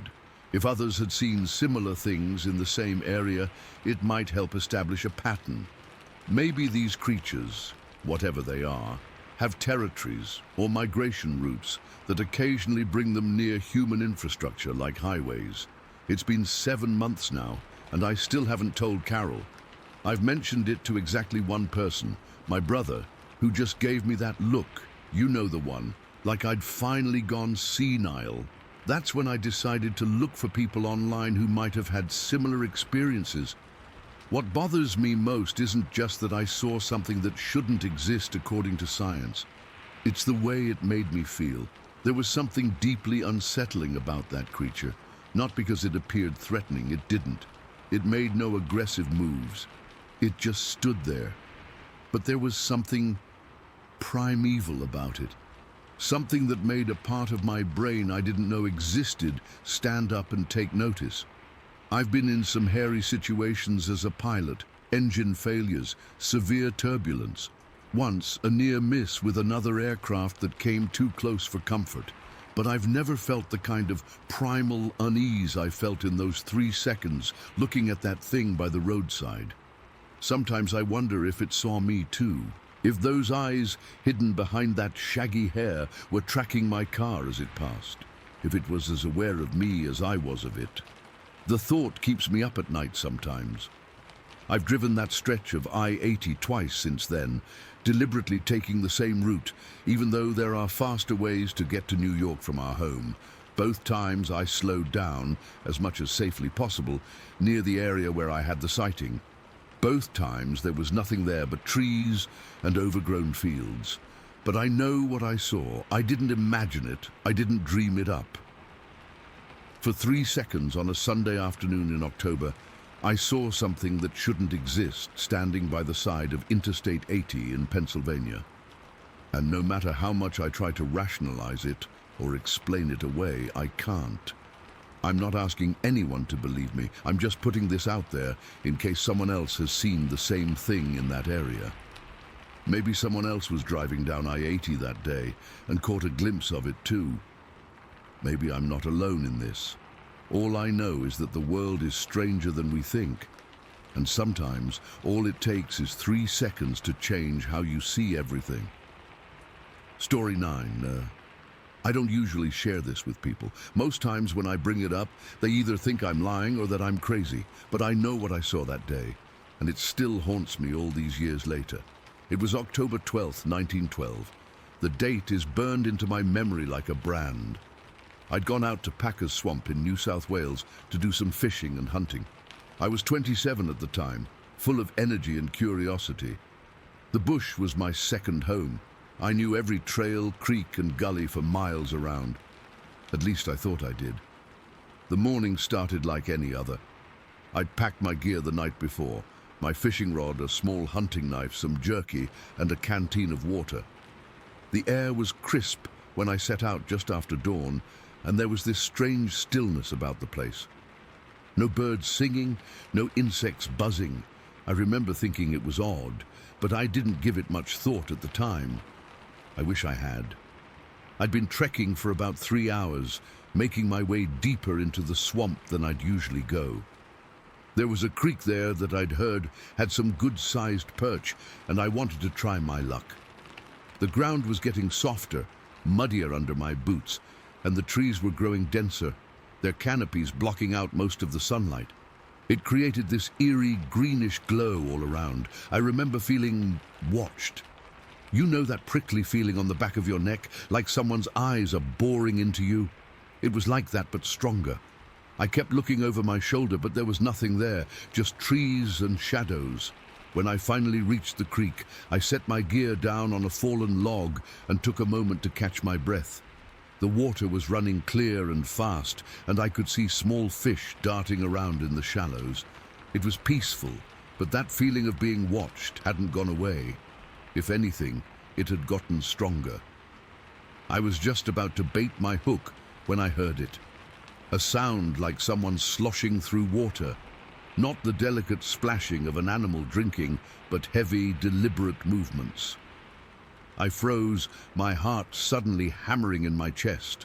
The sound was coming from around a bend in the creek, maybe 30 or 40 yards upstream. My first thought was that it might be another hunter or fisherman, but something told me that wasn't right. No one else ever came this far into Packer's Swamp. It was too remote, too difficult to navigate. Curiosity got the better of me. I set my rod down and moved toward the sound, keeping low and trying to stay quiet. The undergrowth was thick, but there was a game trail running alongside the creek that made movement easier. I followed it, my boots making soft squelching sounds in the mud. When I reached the bend, I crouched behind a large fern and peered around it. What I saw, God, even now I get chills thinking about it. There, not 150 meters away, was a thing. I can't call it a man, though it stood on 2 legs like one. It was crouched at the edge of the creek, scooping water into its mouth with its hand. Its back was to me, and I could see it was covered in coarse grey hair. Not fur like an animal, but not hair like a person either. Something in between. It must have been 7 feet tall at least. Its proportions were all wrong. Its arms were impossibly long, hanging down so that its hands nearly touched its ankles, even when it was standing almost upright. Its body was like a great trunk, all one size from the shoulders to the hips, no waist to speak of. I was frozen in place, hardly daring to breathe. I'd been in the bush my whole life, seen every animal native to Australia, but nothing like this. Nothing even close. Then it stood up fully and turned slightly, and I got a look at its face. I'll never forget that face as long as I live. It had no forehead to speak of. Its head sloped straight back from its brow, and no chin either. Its jaw just curved inward and disappeared into its neck. Its eyes were deep set, but I couldn't make out their color from where I was. Its nose was flat and wide, more like nostrils than a proper nose. I was shaking by this point, my whole body trembling with fear. I wanted to run, but I knew if I moved, it might see me, and something told me I didn't want this creature's attention. It stood there for what felt like an eternity, just looking around, its head moving in these strange, jerky motions. Not like a person looking, but more like an animal sensing its surroundings. Then it bent down and picked up a stick, a fairly large branch actually, and held it like you or I might hold a walking stick. That simple, human-like action was somehow more terrifying than anything else. Without warning, it turned and walked away from the creek into the dense undergrowth. Its gait was odd, fluid but awkward, like its knees bent differently than ours. In seconds, it had disappeared into the bush, though I could hear it moving away for a while longer. I stayed there, crouched and shaking, for at least 10 minutes after I couldn't hear it anymore. My legs had gone numb, and when I finally tried to stand, I nearly fell over. The fear was like a physical weight pressing down on me, but then something else took over, a burning curiosity that overrode my fear. I had to know more. I had to see what evidence it had left behind. Moving as quietly as I could, I made my way to the spot where it had been drinking. The ground was soft there, muddy from the creek water, and there were prints everywhere. Handprints and footprints that made my blood run cold. The footprints were huge, easily twice the size of my own foot, but that wasn't the strangest part.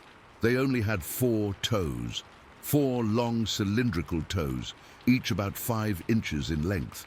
They weren't like human toes at all. They showed evidence of being able to flex and grip the ground in ways our toes can't. And the handprints, they were even more disturbing. They were large, with long fingers, but there was no thumb. None. Just 4 digits, like the feet. I'd seen enough pictures of ape hands to know that's what they resembled, but there are no apes in Australia. Nothing even remotely like them. I took a small notebook from my pocket. I always carried one to record my fishing catches, and tried to sketch what I'd seen while it was still fresh in my mind. My hands were shaking so badly that the drawings came out messy, but I managed to get the basic shape down. The trunk-like body, the long arms, the strange face with no forehead or chin. By this point, the sun was high overhead, and I realized I'd been there for hours. The thought of staying in Packer's Swamp a minute longer was unbearable. I gathered my courage and started making my way back the way I'd come, moving as quickly and quietly as possible. Every sound made me jump, a bird taking flight, a branch cracking under my foot. I kept imagining that I could hear heavy footsteps behind me, following me out of the swamp. Several times I whirled around, certain I'd see that grey, hair-covered figure lumbering after me, but there was never anything there. When I finally broke out of the tree line and could see my home in the distance, I nearly cried with relief. I ran the last half mile, not caring how it might look to anyone who saw me. For weeks afterward, I couldn't sleep properly. Every time I closed my eyes, I saw that face, that horrible chinless, foreheadless face. I kept the windows locked and barred, even though my home was a good 10 miles from Packer's Swamp. I told a few people what I'd seen, close friends, my brother. Most of them laughed it off, said I must have seen a particularly large aborigine or maybe a lost explorer gone feral, but they hadn't seen those footprints with only 4 toes. They hadn't seen those thumbless handprints in the mud. One old-timer, though, he didn't laugh. He got real quiet when I told him, and then he said that his grandfather had spoken of wild men in the deep bush. Tall, hairy creatures that walked like men, but weren't men. The Aborigines had stories about them too, he said, going back thousands of years. I never went back to Packer's Swamp, never went fishing or hunting alone again either. The few times I've gone into the bush since then, I've gone with at least 2 other people, and we've stuck to well-traveled paths. It's been years now, and I've never seen anything like it again. Sometimes I almost convinced myself that it was some kind of hallucination. Maybe I ate some bad food or drank water contaminated with something that made me see things. But then, I'll be drifting off to sleep, and I'll hear a branch crack outside my window, and I'm right back there in Packer's Swamp, watching that creature drink from the creek with its impossibly long arms and its 4-fingered hands. I don't know what it was. Some kind of missing link, maybe, or something else entirely. All I know is that it was real, and it's still out there somewhere in the wild places of Australia. And sometimes, on quiet nights when the wind is still, I swear I can hear it moving around in the darkness, searching for something.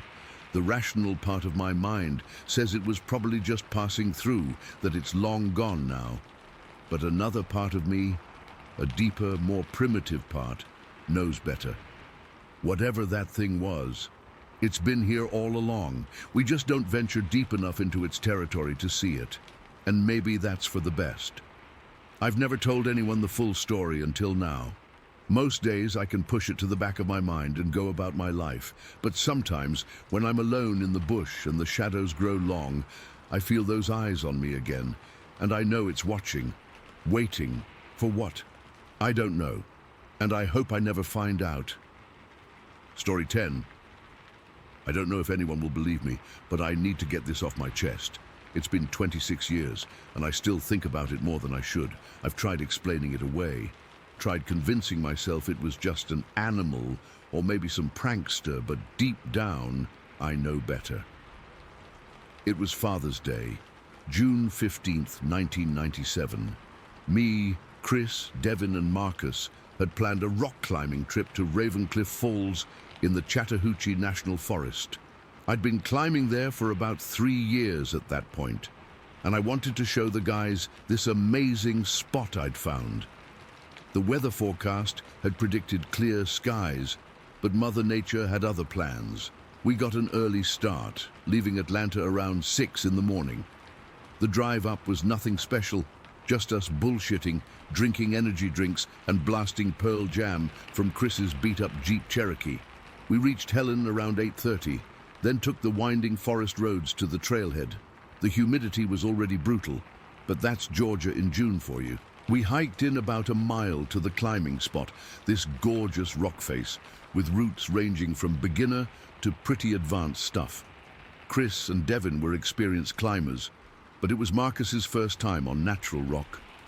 We spent the morning setting up top ropes and taking turns, climbing different routes. Everything was going perfectly until around 1 in the afternoon, when the sky just opened up. The rain came out of nowhere. 1 minute clear, the next it was pouring. We quickly packed our gear, but not before getting completely soaked. The trail back to the Jeep turned into a muddy mess, and by the time we reached the parking area, we looked like we'd been mud wrestling. Since our camping plans were temporarily derailed by the downpour, we headed into Helen to kill some time and dry off. If you've never been, Helen is this kitschy little tourist town designed to look like a Bavarian village. We found this German pub and spent a few hours eating pretzels, drinking beer, and waiting for the rain to stop. By around 5, the storm had passed, and we decided to head back out and find a place to camp. Now, here's where things started getting weird. Rather than staying at one of the designated campgrounds, we wanted something more secluded. Chris knew about some old Forest Service roads that weren't maintained anymore, but were still accessible if you knew where to look. We drove maybe 7 or 8 miles outside of Helen, then turned onto this unmarked gravel road. After about 2 miles down this increasingly rough path, we came to a spot where a fallen tree blocked the way. We parked the Jeep and decided to continue on foot, carrying our gear. About half a mile further, we found this perfect little clearing, flat ground, surrounded by dense forest, with the remains of an old fire pit in the center. It was obvious others had camped there before, which made us feel like it was a safe spot. We set up our 2 tents, gathered firewood, and got a decent fire going as the sun began to set. The temperature had dropped after the rain, and the forest was alive with sounds, crickets, frogs, the occasional hoot of an owl. It felt peaceful, isolated in the best way possible. We cooked some hot dogs over the fire, drank the rest of our beer, and told the usual bullshit camping stories. You know, the ones about axe murderers and escaped lunatics that seem hilarious when you're buzzed in the woods. By 11, we were all pretty tired from the day's activities and decided to call it a night. Chris and Devin took one tent, Marcus and I took the other. I remember lying in my sleeping bag, listening to Marcus snoring almost immediately, while I stared at the tent ceiling. The fire was still giving off enough light to cast shadows against the tent walls, and I found myself watching them, unable to fall asleep right away. That's when I first noticed movement in the tree line. At first, I thought it was just shadows from the dying fire, maybe branches moving in the breeze, but there was something deliberate about it. Something large was moving between the trees, about 30 yards from our campsite. I propped myself up on my elbows, straining to see better through the tent mesh. Whatever it was seemed to be circling our camp, staying just within the tree line. It would stop, stay still for a minute or two, then move to another position. This went on for maybe 15 minutes, and I started to get seriously uneasy. Georgia has black bears, but they don't typically behave like this. They either avoid humans completely or approach more directly if they're after food. I was debating whether to wake Marcus when I heard it. A deep, guttural grunt, followed by what I can only describe as a scream. It wasn't human, but it wasn't like any animal I'd ever heard either. It came from maybe 50 to 100 yards away, deeper in the forest, and it made every hair on my body stand up. Marcus jolted awake, eyes wide. "What the fuck was that?" he whispered. Before I could answer, the tent flap unzipped and Chris's face appeared, illuminated by his flashlight. "You guys hear that?" His voice was tense, trying to sound casual, but failing miserably. We all gathered around the fire, quickly adding more wood to build it up. None of us wanted to admit how scared we were, so we started making nervous jokes about Bigfoot and Sasquatch, trying to laugh away the fear. But we kept the fire high and stayed close together, listening intently to every sound in the forest. "Maybe it was just a bobcat," Devin suggested, not sounding convinced. "They can make some weird-ass noises." "Yeah, or maybe some drunk hunters," Chris added, peering into the darkness beyond our firelight. I didn't say anything. I couldn't shake the feeling that we were being watched. The movement in the tree line had stopped after that scream, but somehow that was worse. Now I was imagining something out there, standing perfectly still, observing us. None of us slept much that night. We kept the fire going until dawn, taking turns staying awake. Nothing else happened. No more screams, no more movement that we could see. As the sky lightened, we all started to relax a bit, convincing ourselves that it had just been some animal passing through. We began packing up our gear as soon as it was fully light, eager to get back to civilization. I was rolling up my sleeping bag when Marcus called out from near the fire pit. "Guys, you need to see this." His tone made my stomach drop. We all walked over to where he was standing, staring at the ground. There, pressed into the soft earth around our fire pit, were footprints, but not human footprints, at least not like any I'd ever seen. They were massive, easily 18 inches long and significantly wider than a normal human foot. The impressions were deep, suggesting whatever made them was heavy. But the most disturbing part was that you could clearly make out toes, 5 of them spread wider apart than human toes would be. "That's not real," Chris said, his voice hollow. "Someone's fucking with us." But we all knew better. The prints formed a partial circle around our fire pit, as if something had stood there, watching us while we slept only a few feet away. There were no signs of claws, like you'd see with a bear, and the stride length between prints was massive. We didn't say much as we hastily packed the rest of our gear. No one wanted to follow the tracks into the woods to see where they led. No one suggested taking photos either, though I've regretted that 1,000 times since. We just wanted to get the hell out of there. The hike back to the Jeep felt 10 times longer than it had the previous evening. Every snapping twig, every rustle in the undergrowth made us all tense up. I kept glancing over my shoulder, half expecting to see something massive emerging from the trees behind us. Once we reached the Jeep, we threw our gear in and took off down that gravel road, like we were being chased.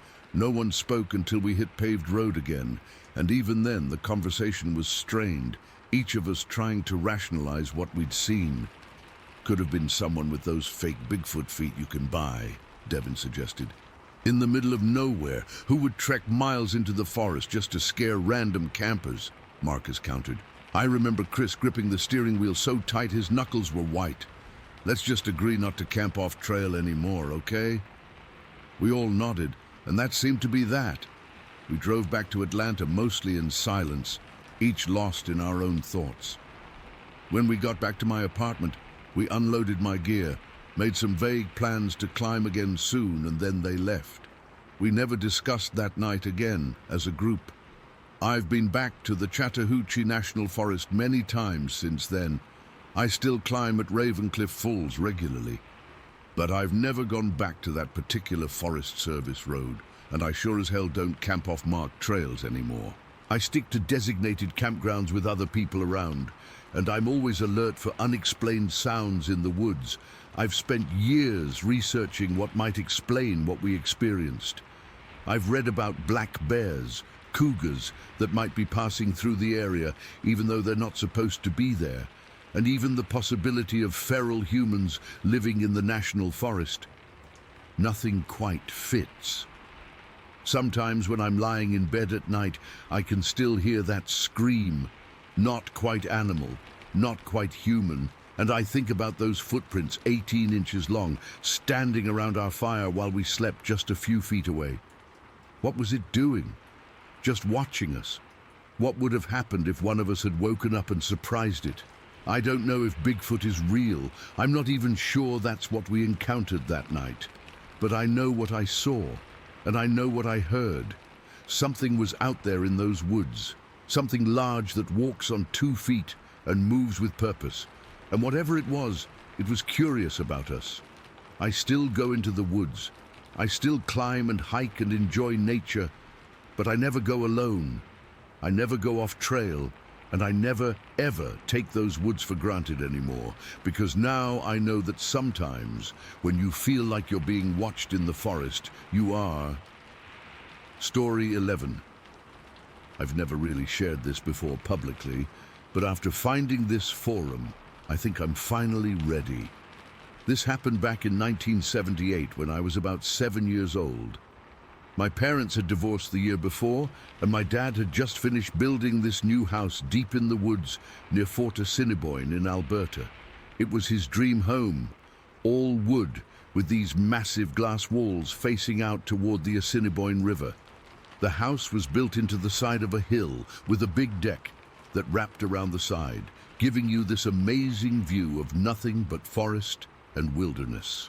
I remember being so excited to visit him for the weekend. I didn't get to see him that often since the divorce, and this was my first time seeing his new place. Mom dropped me off Friday afternoon, and Dad seemed really happy to show me around. The house smelled like fresh-cut wood and new furniture. Everything was still so new that some of the rooms didn't even have proper furniture yet, just basics. The thing about the house that really stuck with me was those giant glass walls. They went from floor to ceiling in the main living area, and at night it felt like you were just hanging in the darkness of the forest. During the day, light poured in, but at night, unless the deck lights were on, you couldn't see a thing outside. It was just black. Before dinner that first night, Dad's neighbor Tom came over with his wife to welcome us. They brought some fresh vegetables from their garden and stayed for a bit. I remember clearly when Tom started warning Dad about being careful because there had been grizzly bear sightings in the area. He told Dad to keep his garbage secured and maybe not let me wander off alone in the woods. Dad nodded like he was taking it seriously, but I could tell he wasn't too worried. He'd grown up in rural areas and had dealt with wildlife before. "Got the shotgun if anything gets too friendly," Dad said with a little laugh, but Tom didn't laugh back.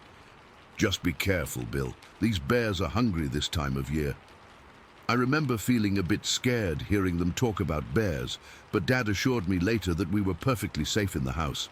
He showed me where he kept his shotgun, up in the loft area that overlooked the main living room. "Nothing to worry about, kiddo," he said, ruffling my hair. That day was pretty normal. Dad took me fishing, we had a campfire outside and made s'mores, and he let me stay up later than Mom would have. By the time we went to bed, I was exhausted. Dad's girlfriend Sheila was staying with us too, and she was nice enough, though I was still getting used to her being around. I was sleeping in this small bedroom on the main floor, right off the living room with those big glass walls. Dad and Sheila were up in the loft bedroom. I must have fallen asleep instantly, but something woke me up around 11:30 at night. At first, I thought I was dreaming. There was this weird thumping sound outside. Then I heard it again. Thump. Thump. And what sounded like branches breaking. I got out of bed, my heart already beating faster. The house was dark except for this one small nightlight in the hallway. I crept into the living room, toward those giant glass walls. The moon was partly out, casting just enough light that I could make out shapes on the deck. That's when I heard it again. Thump, louder this time. Something was definitely out there. I pressed my face close to the glass, cupping my hands around my eyes to see better.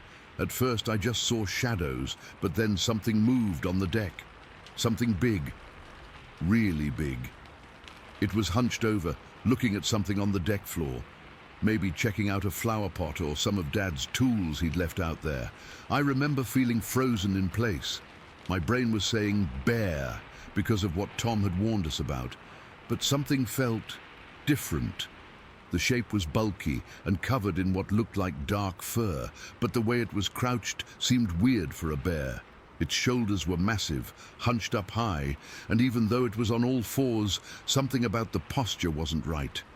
I must have made a noise or moved suddenly because the thing on the deck stopped what it was doing and went completely still. I couldn't move. I couldn't even breathe. I just stood there, less than 10 feet away from this thing, with only a pane of glass between us. Then I heard Dad's voice from the loft. "Who's up? Is that you down there?" The light clicked on upstairs, casting some dim light down into the living room where I was standing. My voice came out as a whisper. "Dad, there's something outside." I heard his feet hit the floor upstairs, and then I saw him appear at the railing of the loft, looking down at me and then out toward the deck. The moment the light came on upstairs, the thing outside moved, and that's when my whole world changed. It stood up. It stood up on 2 legs. Bears can stand, sure, but not like this. This thing rose up smoothly, balancing perfectly like a human would. It must have been over 7 feet tall. The proportions were all wrong for a bear. Long arms that hung down past its waist. A slightly conical head set on broad shoulders. It was covered in dark hair or fur all over. In the dim light, I couldn't make out facial features clearly, but I could feel it looking at me through the glass. "Jesus Christ," I heard Dad whisper from the loft. Then louder, "Don't move, buddy. Stay exactly where you are." I heard him moving quickly, and I knew he was grabbing his shotgun. The thing outside seemed to realize it too, because suddenly it moved. Fast, so incredibly fast. It vaulted over the deck railing in one fluid motion that no bear could ever make, and then it was charging up the steep hillside behind our house. Dad came running down the stairs with his shotgun, flipping on the outside lights. By then, all I could see was the underbrush at the top of the ridge, moving as this thing disappeared into the forest. It had climbed a steep hill in seconds that would have taken me minutes to get up. "What the hell was that?" Sheila was asking from the top of the stairs, her voice shaking. "Was that a bear?" Dad didn't answer. He was staring out the window, shotgun ready, scanning the tree line. His face had gone completely pale. "That wasn't a bear," I said, my voice small and shaky. Dad finally looked at me, and I saw something I'd never seen in his eyes before. Fear. Pure fear. "No," he agreed quietly. "That wasn't a bear." None of us slept the rest of the night. Dad kept the shotgun next to him and most of the lights on. He called Tom on the phone even though it was the middle of the night. I could only hear Dad's side of the conversation, but I heard him use a word I'd never heard before: Sasquatch. When morning finally came, Dad made me promise not to talk about what we'd seen. "Your mum wouldn't understand, and she'd just use it as another reason why you shouldn't visit me out here," he explained, but his eyes told me there was more to it than that. He was genuinely shaken. Tom came over early with 2 other men I didn't know. They all had rifles or shotguns. They searched around the deck and then climbed up to the ridge where the thing had disappeared. I watched from the window as they pointed at the ground and talked among themselves. When they came back, they were speaking in hushed tones with Dad on the deck. "Found some prints," one of the men said. "Not like anything I've seen before." "Too big for a bear," Tom added. "And the stride length. Nothing around here moves like that." They spent the day driving around the property and into the surrounding forest in Tom's truck, guns ready. Dad wouldn't let me join them, making me stay in the house with Sheila instead. She tried to distract me with board games and baking cookies, but I could tell she was scared too. When Mom came to pick me up on Sunday, Dad pulled her aside to talk privately. I couldn't hear everything, but Mom's voice raised at one point. "Oh, for God's sake, Bill, it was just a bear. Don't fill his head with this nonsense." On the drive home, Mum tried to convince me it had just been a bear and that Dad and his backwoods friends were getting carried away with their imaginations. But I knew what I saw, the way it stood, the way it moved, the intelligence in its posture as it watched me through that glass. I'm 49 now, and I've never seen anything like it again. I've read all the books, watched all the documentaries about Bigfoot and Sasquatch sightings. Some make me laugh at how fake they are. But that night in 1978 changed me forever. I know what's out there in the deep woods. Dad sold that house less than a year later and moved back into town. He never said it was because of what we saw, but I always wondered. We never really talked about it again, except once when I was a teenager and brought it up. He just got this distant look in his eyes and said, "Some things aren't meant to be understood, son." I still go camping and hiking. I still love the outdoors. But to this day, I can't sleep in a place with big windows facing the woods at night. And whenever I hear something moving outside after dark, my mind immediately goes back to that night, to the moment when that creature stood up and revealed itself to be something science still won't acknowledge exists. Story 12. I still get goosebumps thinking about what happened last September.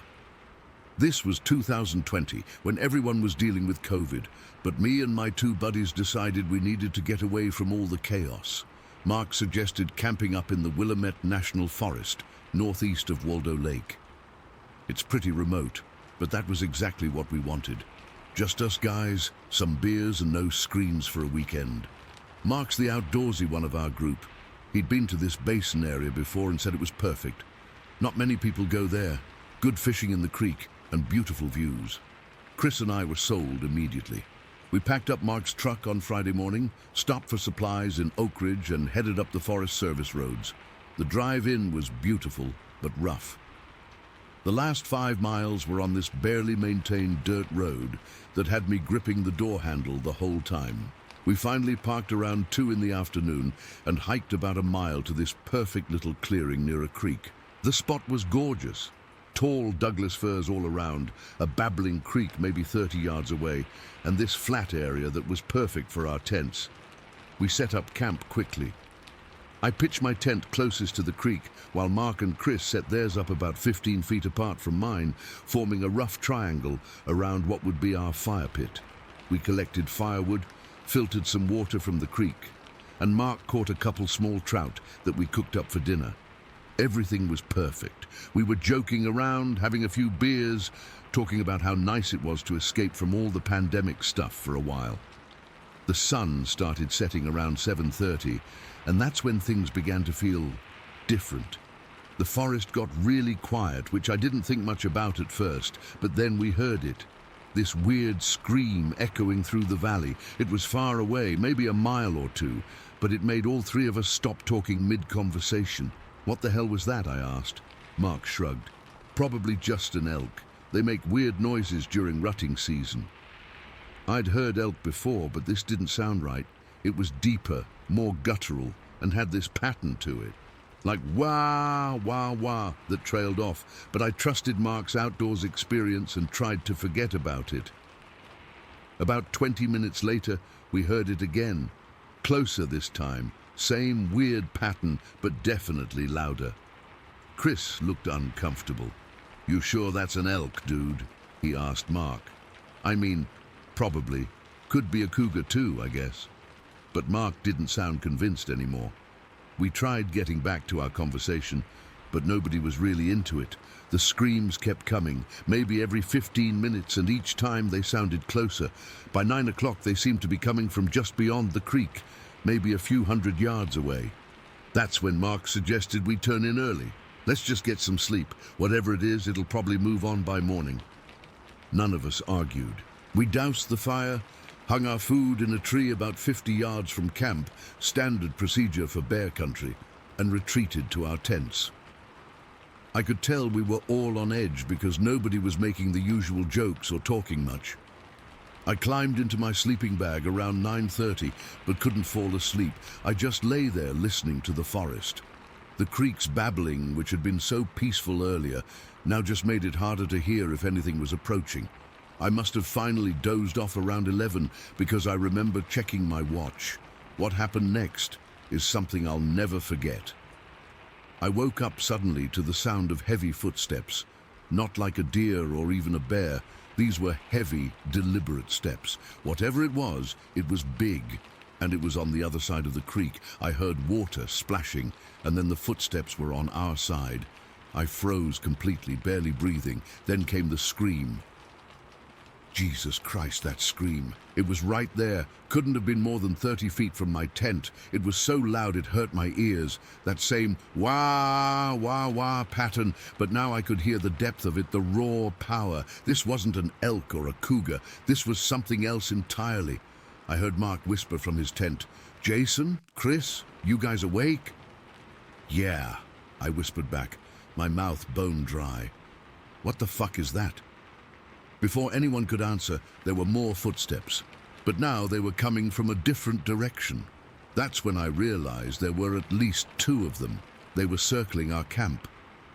For the next 3 hours, I'm not exaggerating, I watched every minute tick by on my watch. These things methodically moved around our campsite. They never came into the clearing itself, but stayed just at the edge of the tree line. I could hear them breaking branches, not by accident, but deliberately. Snap, crack, like they were trying to intimidate us. At one point, something hit Chris's tent, not hard, but like it was poked with a stick. I heard him gasp, then go completely silent. "Don't move," Mark whispered so quietly I barely heard him. "Just stay still." Around 2 in the morning, one of them made this low, rumbling sound. Not quite a growl, but like a deep humming that I could feel in my chest, more than hear with my ears. The other one responded with a softer version of that scream from before. They were communicating. I'm absolutely certain of it. The worst part was feeling so trapped. My truck keys were in my jacket pocket, hung up in a tree with our food. Even if I could reach them, the truck was a mile away. All we had for protection was Mark's hunting knife and a small canister of bear spray in his tent. If these things decided to come for us, we were screwed. I had to pee so badly my bladder was cramping, but there was no way in hell I was leaving that tent. I actually ended up peeing in an empty water bottle around 3 in the morning when I couldn't hold it anymore. My hands were shaking so badly I spilled some. The activity seemed to peak around 3:30. Both creatures were moving constantly now, circling in opposite directions. One would stop, break a branch or shake a bush, then the other would do the same thing on the opposite side of camp. It felt coordinated, deliberate, like they were testing us or marking territory. I remember thinking that if they wanted to hurt us, they could have easily done it by now. They were playing with us, sending a message. Around 4 in the morning, the movement started getting farther away. The branch breaking became more distant. By 4:30, I couldn't hear them anymore, but none of us dared to move or speak above a whisper. The first light of dawn came around 5:30, and it was the most welcome sight of my life. We waited another half hour before Mark finally unzipped his tent. "I think they're gone," he said, his voice hoarse. We all emerged from our tents looking like hell. Nobody had slept more than an hour or 2. The clearing looked normal at first glance, but when we started really looking around, we noticed things. The brush surrounding our campsite was disturbed in a perfect circle. Branches were bent and broken at the edges of the clearing. About 20 yards from my tent, a small sapling, maybe 3 inches thick, was snapped clean in half about 5 feet up. Not cut, not chewed by a beaver, snapped with the top half just hanging there. But the thing that really got to me was the tree. It was a big Douglas fir at the edge of the clearing. There were fresh scratches in the bark, deep gouges that exposed the pale wood underneath. They started at about 7 feet off the ground and went up another foot or so, 7 feet high. Think about that. Whatever made those marks had to be tall. Really tall. We didn't say much as we packed up. No coffee, no breakfast. We just wanted out of there. We were so focused on getting everything together quickly that we barely spoke. Every few minutes, one of us would stop and look around, listening. The forest seemed normal again. Birds were singing, squirrels chattering, but we weren't taking any chances. The hike back to the truck was tense. We kept close together and moved fast. I kept looking over my shoulder, half expecting to see something massive step out from behind a tree. When we finally reached the truck, Mark's hands were shaking so badly he dropped the keys twice before getting the door unlocked. As we drove away, Chris finally broke the silence. Those weren't bears. Mark and I just nodded. We knew. It's been over a year now, and I still haven't been camping since. Mark has a theory that we accidentally set up in some kind of territory or path they use. He thinks they were sending us a message to get out, but didn't want to hurt us, just scare us away. It worked. I've spent countless hours researching what happened to us. I've read about other encounters in the Pacific Northwest that sound eerily similar. The strategic circling, the branch breaking, the screams. It's a pattern. Native Americans in that region have stories about these creatures going back centuries. I know how this sounds. If someone had told me this story before it happened, I'd think they were full of shit or had watched too many Bigfoot shows, but I know what I experienced. 3 grown men don't get terrified by nothing. Whatever was in those woods that night wasn't human, but it wasn't just an animal either. It was intelligent, deliberate, and it wanted us to know we were in its territory. I don't tell many people this story because I know how crazy it sounds. But I know what happened. Mark and Chris know what happened. And sometimes at night, when I hear a branch break outside my window, I'm right back in that tent, holding my breath, waiting for that scream to come again. Story 13. I'm still not sure if I should be sharing this. I've kept it to myself for a long time, but I need to get it off my chest. Maybe someone here has experienced something similar. This happened back in January 2011. I was going through a tough time after a messy breakup and needed to get away from everything and everyone. My uncle has this cabin near Rangeley, Maine, and when I say remote, I mean remote. No neighbors for miles, no cell service, just trees and silence. Exactly what I needed. I drove up there on January 19th with enough supplies to last a couple weeks. The weather forecast warned about heavy snow, but I didn't care. The isolation was the whole point. The cabin itself is pretty basic. 1 main room with a kitchenette, a small bedroom and a bathroom. It has electricity, but the heating is just a wood stove. My uncle had stacked plenty of firewood inside and on the covered porch, so I wasn't worried. The first few days were perfect. I read books, hiked a bit in the snow, and just existed without having to talk to anyone. The snow started falling heavily on the 20th, and by the 22nd, there was easily 3 feet on the ground, with more coming down. The temperature had dropped to something ridiculous like 15 below zero. I remember checking the little thermometer outside the kitchen window that morning and thinking, well, I'm definitely not going anywhere today. I spent most of that day inside, keeping the fire going and watching the snow pile up outside. It was so quiet you could hear the snow hitting the roof. That night I made dinner, had a couple beers, and was reading this thriller I'd brought along. Nothing special, just a normal, peaceful evening. It was around 11:30 at night when it started. I was about to head to bed when I heard it thud. Something hit the side of the cabin, hard enough that I felt the wall shake. It wasn't like a branch falling or snow sliding off the roof. This was deliberate, like someone had taken a battering ram to the side of the cabin.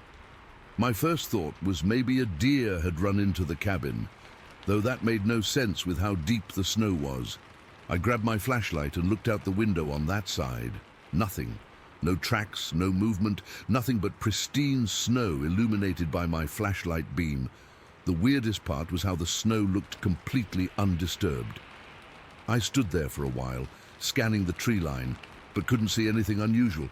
I chalked it up to snow falling from a tree, or maybe the cabin settling in the cold. Old buildings make weird noises, right? I went back to my book, but I was on edge now. About 15 minutes later, wham! Another hit, this time at the back corner of the cabin. This one was stronger, enough to make the whole structure shudder. I actually felt the floor vibrate under my feet. My heart was racing now. I grabbed my flashlight again and checked that window. Again, nothing. No tracks, no movement, just snow and darkness. I switched on all the outside lights, which didn't help much because of the continuing snowfall, but at least gave me some visibility around the immediate perimeter. For the next hour, this pattern continued. Every 10 to 15 minutes, something would hit the cabin from a different side. Front, back, left side, right side. It was methodical, like whatever it was testing each part of the structure. Each impact was a single, powerful blow, not like someone banging repeatedly, but one deliberate strike before moving to another location. I was completely freaked out by this point. I had my hunting knife out and was considering getting the shotgun my uncle keeps in the locked cabinet. But my hands were shaking so badly I wasn't sure I could load it properly. Besides, I still hadn't seen anything to shoot at. After each impact, I'd rush to that side of the cabin and look out. But there was never anything there. No footprints, no disturbance in the snow that I could see. It was as if whatever was hitting the cabin was either flying or had a reach long enough to strike from the undisturbed snow beyond. Around 12:30, the impacts became more forceful. One hit the wall right next to the front door so hard that a framed picture fell off the wall. I was in full panic mode, thinking that whatever it was might actually break through at some point. The wood stove was still going, so at least I had that as a weapon if needed. I tried to rationalize what was happening. Bears are hibernating in January. Moose don't methodically circle buildings. People couldn't move through snow that deep without leaving tracks. Nothing made sense. By 1 in the morning, I was exhausted from the adrenaline and fear. The impacts had been going on for nearly 2 hours, and I was sitting in the middle of the room, knife in hand, jumping at every sound. Then suddenly they stopped. The silence was almost as terrifying as the impacts had been. I waited, counting the minutes, expecting another hit that never came. After about 20 minutes of nothing, I worked up the courage to approach the window facing the front of the property. That's when I saw it. At the edge of the tree line, partially obscured by a large pine, stood something I still have trouble describing. It was massive. I'm 6 feet tall, and this thing had to be at least 8 feet, maybe taller.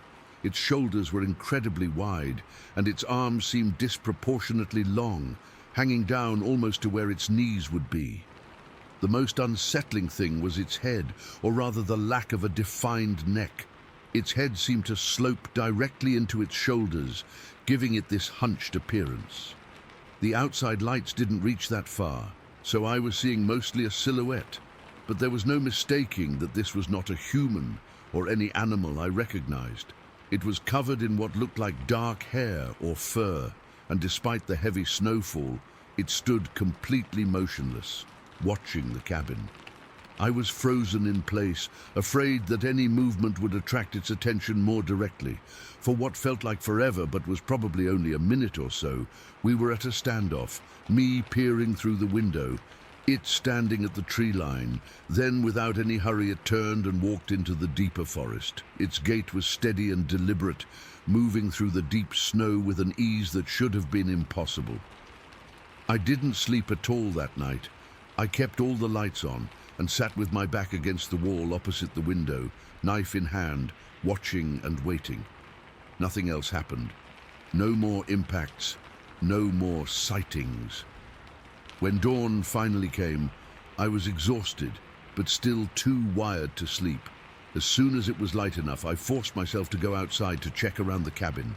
The snow had stopped falling sometime during the night, and what I found made my blood run cold.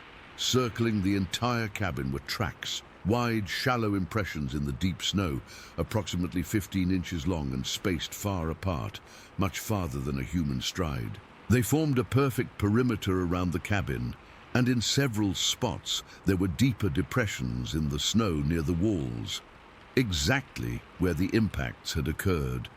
The tracks led away from the cabin toward the trees, exactly where I'd seen the figure standing. Whatever had been circling and hitting my cabin had been massive, heavy, and somehow able to reach the walls from several feet away, explaining why I never saw disturbed snow directly against the cabin. I took a few pictures with my digital camera, though they don't really show much, just indistinct depressions in the snow that could be explained away as anything. I packed my stuff immediately and left as soon as I could dig my car out. I didn't tell anyone about this for months. I was afraid people would think I was crazy or had been drinking too much alone in the woods. When I finally worked up the courage to mention it to my uncle that summer, his reaction wasn't what I expected. He got really quiet, then asked me exactly where I'd seen the figure standing. When I told him, he nodded like he wasn't surprised. That's when he told me about his own experience at the cabin 6 years earlier.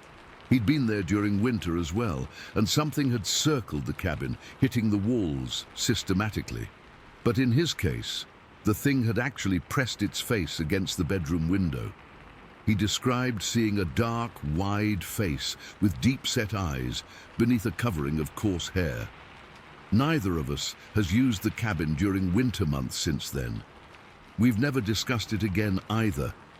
It's like this unspoken agreement that we don't go there in winter out of respect for whatever territory we're encroaching on. I've spent countless hours researching what it might have been. Everything points to what people call Sasquatch or Bigfoot, though I'd always thought those were just myths. Now I'm not so sure. The thing that still haunts me isn't just what I saw, but the methodical, intelligent way it tested the cabin. This wasn't a curious animal investigating something strange. It felt like it was deliberately checking for weaknesses, seeing if it could get in, and when it couldn't, it made sure I saw it before it left, like it was sending a message. I still go to the cabin in summer sometimes, but I never stay alone, and I always leave before the first snow. Some territories aren't meant to be shared.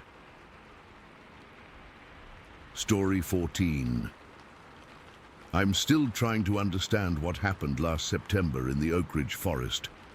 We've been hunting and camping in those woods for years, Mary and I, but nothing prepared me for what I saw that day.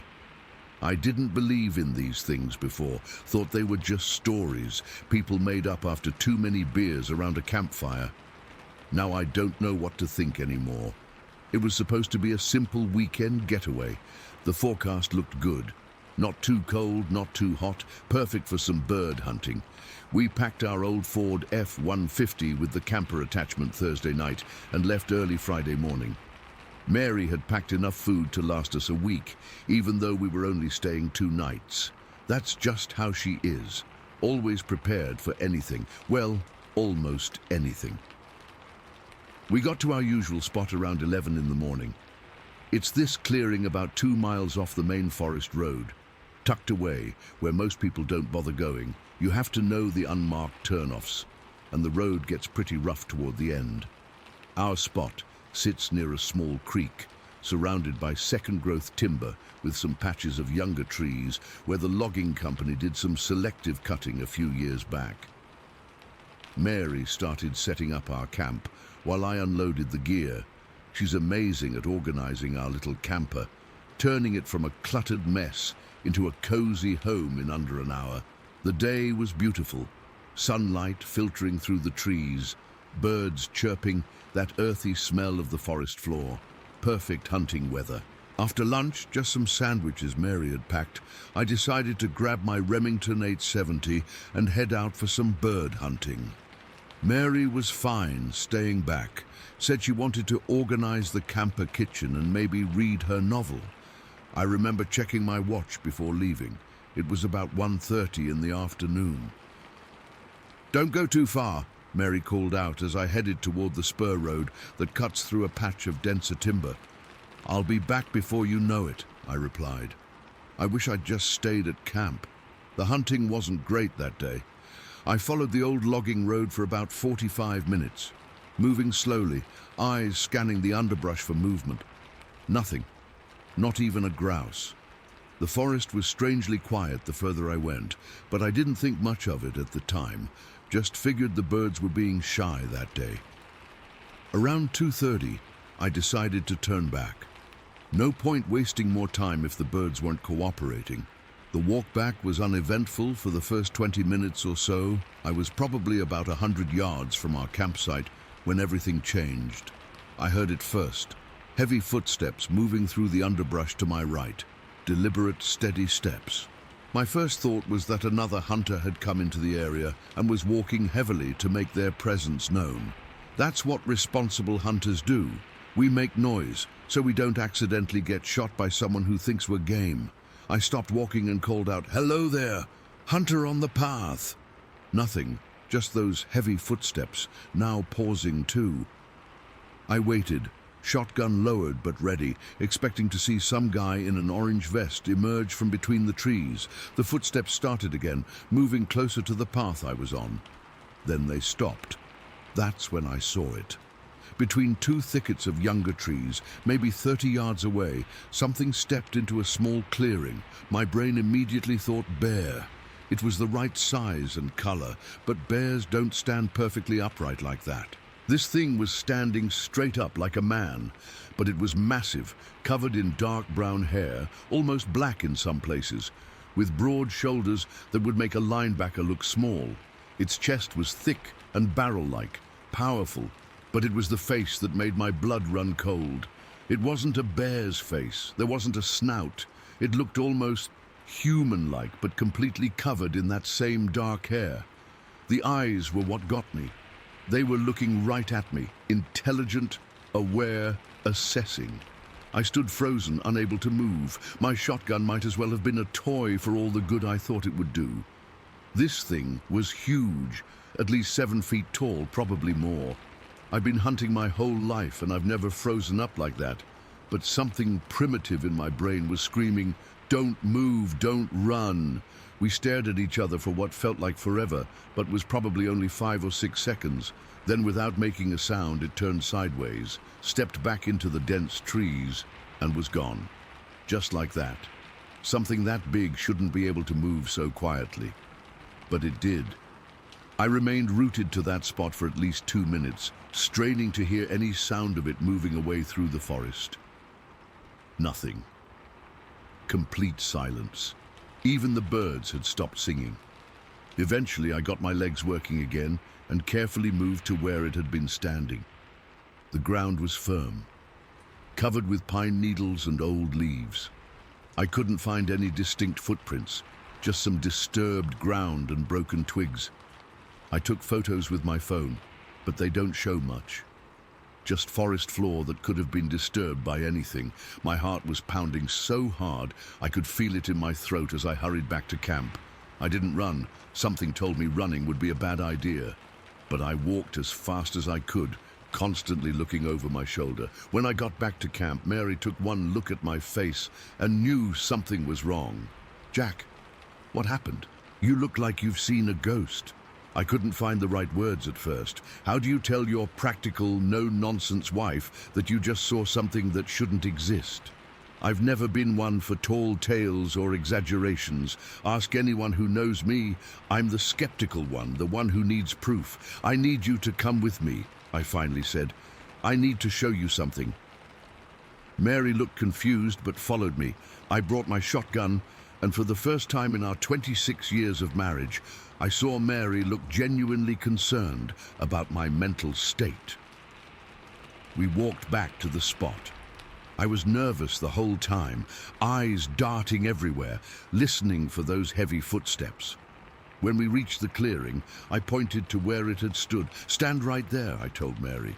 She's 5'6". When she stood where the creature had been, I could see just how massive it must have been.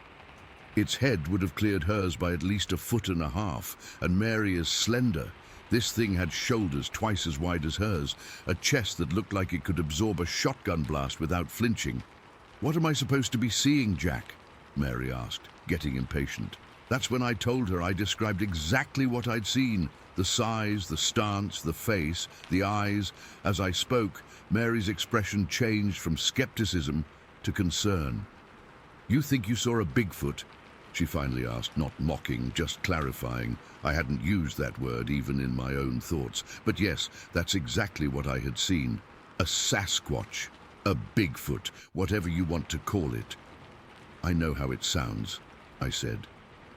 But Mary, I know what I saw. It wasn't a bear. It wasn't a man in a suit. It was something else. We spent another 20 minutes looking for evidence, footprints, hair, anything. Found nothing conclusive. Just those disturbances in the ground cover that could have been made by anything. Back at camp, we debated what to do. Part of me wanted to pack up and leave immediately. But it was already getting late, and driving those forest roads in the dark isn't smart. Plus, whatever I'd seen hadn't acted aggressively. It had looked at me and walked away. We decided to stay the night, but took extra precautions. I made sure the shotgun was loaded and kept it right by our bed. We stored all our food in the truck rather than the camper. Neither of us slept much. Every crack of a branch or rustle of leaves had us both wide awake, listening. The night passed without incident. No heavy footsteps around our camp. No shadowy figures peering in our windows. Just a normal forest night with all its usual sounds. In the morning, we packed up quickly and left earlier than planned. As we drove away, I kept scanning the tree line, half expecting to see it watching us leave. I've spent months trying to make sense of what happened. I've looked up every reported sighting in that area, read books, watched documentaries. Based on what I've learned, what I saw was probably a male Sasquatch, likely around 600 pounds. It must have been as surprised to see me as I was to see it. Mary believes me. She knows I'm not the type to make things up or exaggerate. A few close friends I've told think I mistook a bear for something else. But I know what bears look like. This wasn't a bear. I've been back to those woods twice since then, both times with a camera ready. Haven't seen anything unusual. Part of me wants to see it again to prove to myself that I wasn't imagining things. Another part hopes I never encounter anything like it again. I don't know what I saw that day. I don't know if it was something science hasn't classified yet, or just some strange bear with a genetic condition that makes it look more human-like. What I do know is that those woods feel different to me now. There's something out there that doesn't fit with what I thought I knew about the world. I still go hunting, still enjoy the outdoors, but I pay more attention now to the sounds of the forest. And sometimes, when the woods get unusually quiet, I can't help but wonder if I'm being watched by those intelligent eyes again. Story 15. I've never told this story publicly before. It's hard to talk about something that changes your perception of reality, you know, but keeping it bottled up is killing me. Maybe writing it down will help, or maybe someone here has seen what my family and I have seen. I grew up in a regular suburban neighborhood outside Omaha. Our house wasn't isolated or anything. We had neighbors on both sides, kids played in the streets, the whole normal suburban experience. But there was this small wooded gully that ran behind several properties, including ours. Nothing major, just enough trees and undergrowth to create a natural border. The first time it happened, I was around 10 years old. It was summer, 1989. My sister Kate and I were playing on this old tire swing Dad had hung from an oak tree in our backyard. We'd been out there for maybe an hour, taking turns pushing each other. I remember it was getting close to dinner time because the light was starting to get that golden quality. I was on the swing, and Kate was pushing me. Suddenly, she stopped pushing. I twisted around to see why, and her face had gone completely white. She was staring toward the tree line at the back of our property. "Shannon," she whispered, "there's someone watching us." I followed her gaze, and at first didn't see anything. Then I noticed something wrong.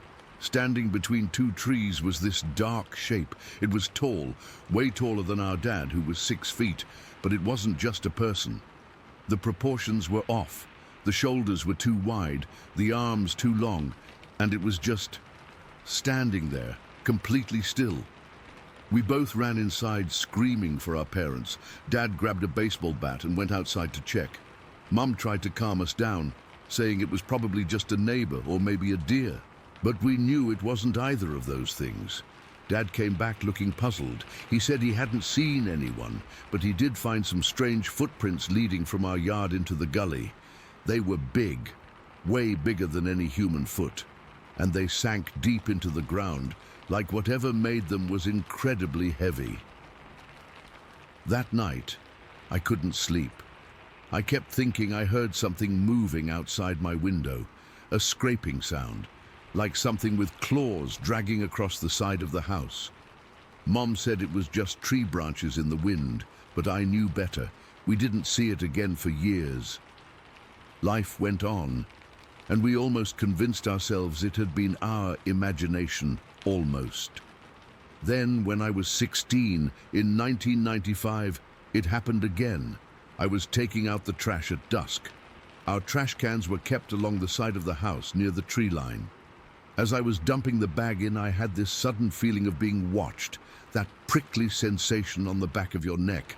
I looked up and there it was, about 30 yards away, partially hidden behind a tree. But this time I got a better look at it. It was covered in dark, shaggy hair. Not fur exactly, but more like matted hair. It was standing upright on two legs, but its posture was strange, kind of hunched forward with bent knees, giving it this bow-legged appearance. What really stuck with me was how it moved. When it shifted position, its shoulders would roll dramatically, almost like they were too big for its body. I dropped the trash and ran inside. My parents believed me this time because the same night our dog refused to go outside for his evening bathroom break. He just stood at the door, whining and backing away. We had to drag him out the next morning, and even then, he wouldn't go near the back fence. For the next few years, we'd occasionally find strange things. Branches snapped at heights no person could reach, weird marks on trees, and sometimes that same heavy footprint. We started calling it the Thing because none of us knew what it was. And calling it Bigfoot seemed too, I don't know, silly. This wasn't some myth or legend. This was something real that was stalking our property. But the worst encounter, the one that still gives me nightmares, happened in April 2002. I was 23 then and had moved back home temporarily after college while looking for a job. My parents were away for the weekend visiting my grandma, so I was alone in the house with our two dogs, a German Shepherd named Max and a lab mix named Cooper. It was around 11 at night. I was watching TV in the living room when both dogs started whining to go outside. I let them out the back door and stood on the porch watching them. It was a clear night with a half moon, so visibility wasn't terrible. The dogs were doing their business near the back fence when suddenly they both froze. Their ears went up and they started growling, not their normal "there's a squirrel" growl, but this deep, threatening sound I'd never heard from them before. I followed their gaze and felt my blood turn to ice. There, in my neighbor's yard, standing behind a large oak tree, was the Thing. It was partially illuminated by the neighbor's security light, and I could see it clearly. It had to be at least 7 feet tall. Its body was massive, broad shoulders tapering to a narrower waist covered in that same dark, shaggy hair. But it was the face that haunts me to this day.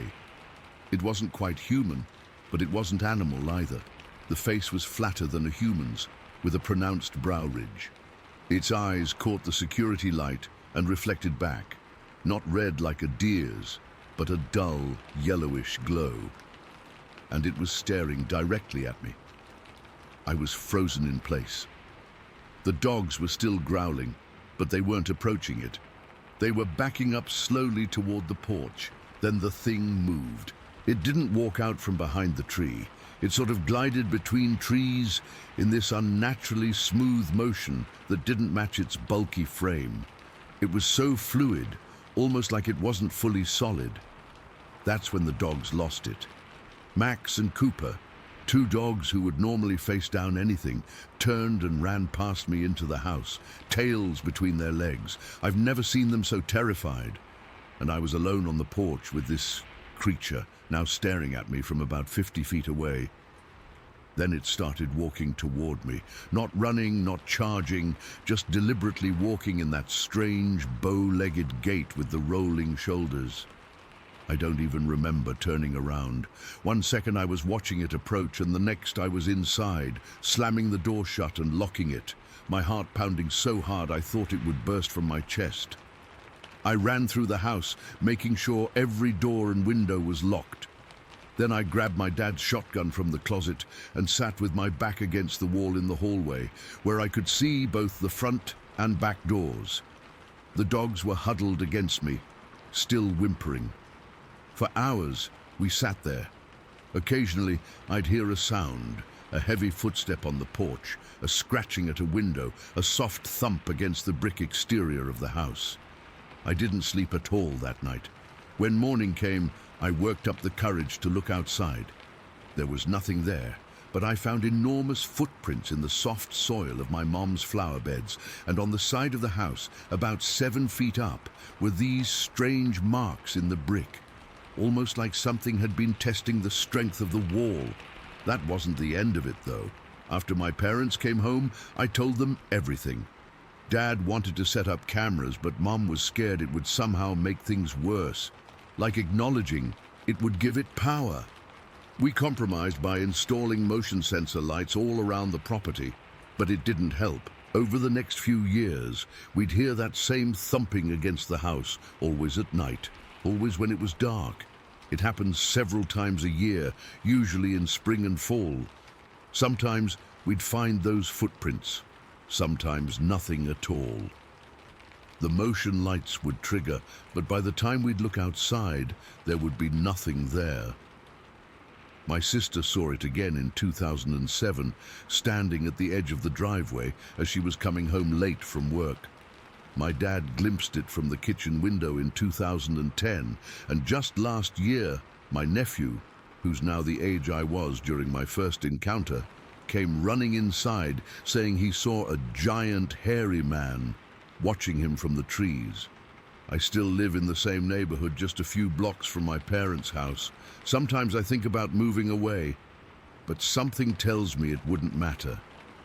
This thing, whatever it is, isn't tied to the land. It's tied to us, to our family. What scares me most isn't just that it exists, but the fear it creates. It's not like being afraid of a person or an animal. It's deeper, more instinctual.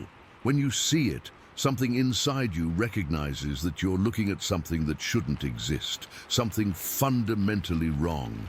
Your mind can't process it, can't categorize it, and that triggers this primal terror that I can't even fully describe.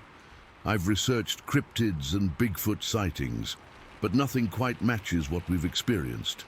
Most Bigfoot encounters are one-time things, or they happen in remote areas. This thing has been visiting the same suburban neighborhood for over 30 years. The worst part is the waiting, knowing it's out there, knowing it could come back any night. I don't go outside alone after dark anymore. I've installed security cameras, but they malfunction constantly.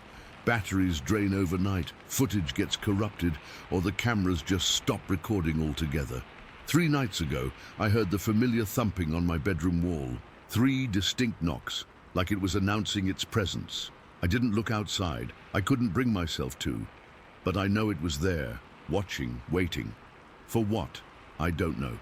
I just know that as long as I live here, as long as my family stays in Omaha, we'll never truly be alone. The thing is always nearby, just beyond the tree line, just out of sight. Watching, waiting, and sometimes, on dark nights when the wind is still, letting us know it's still there.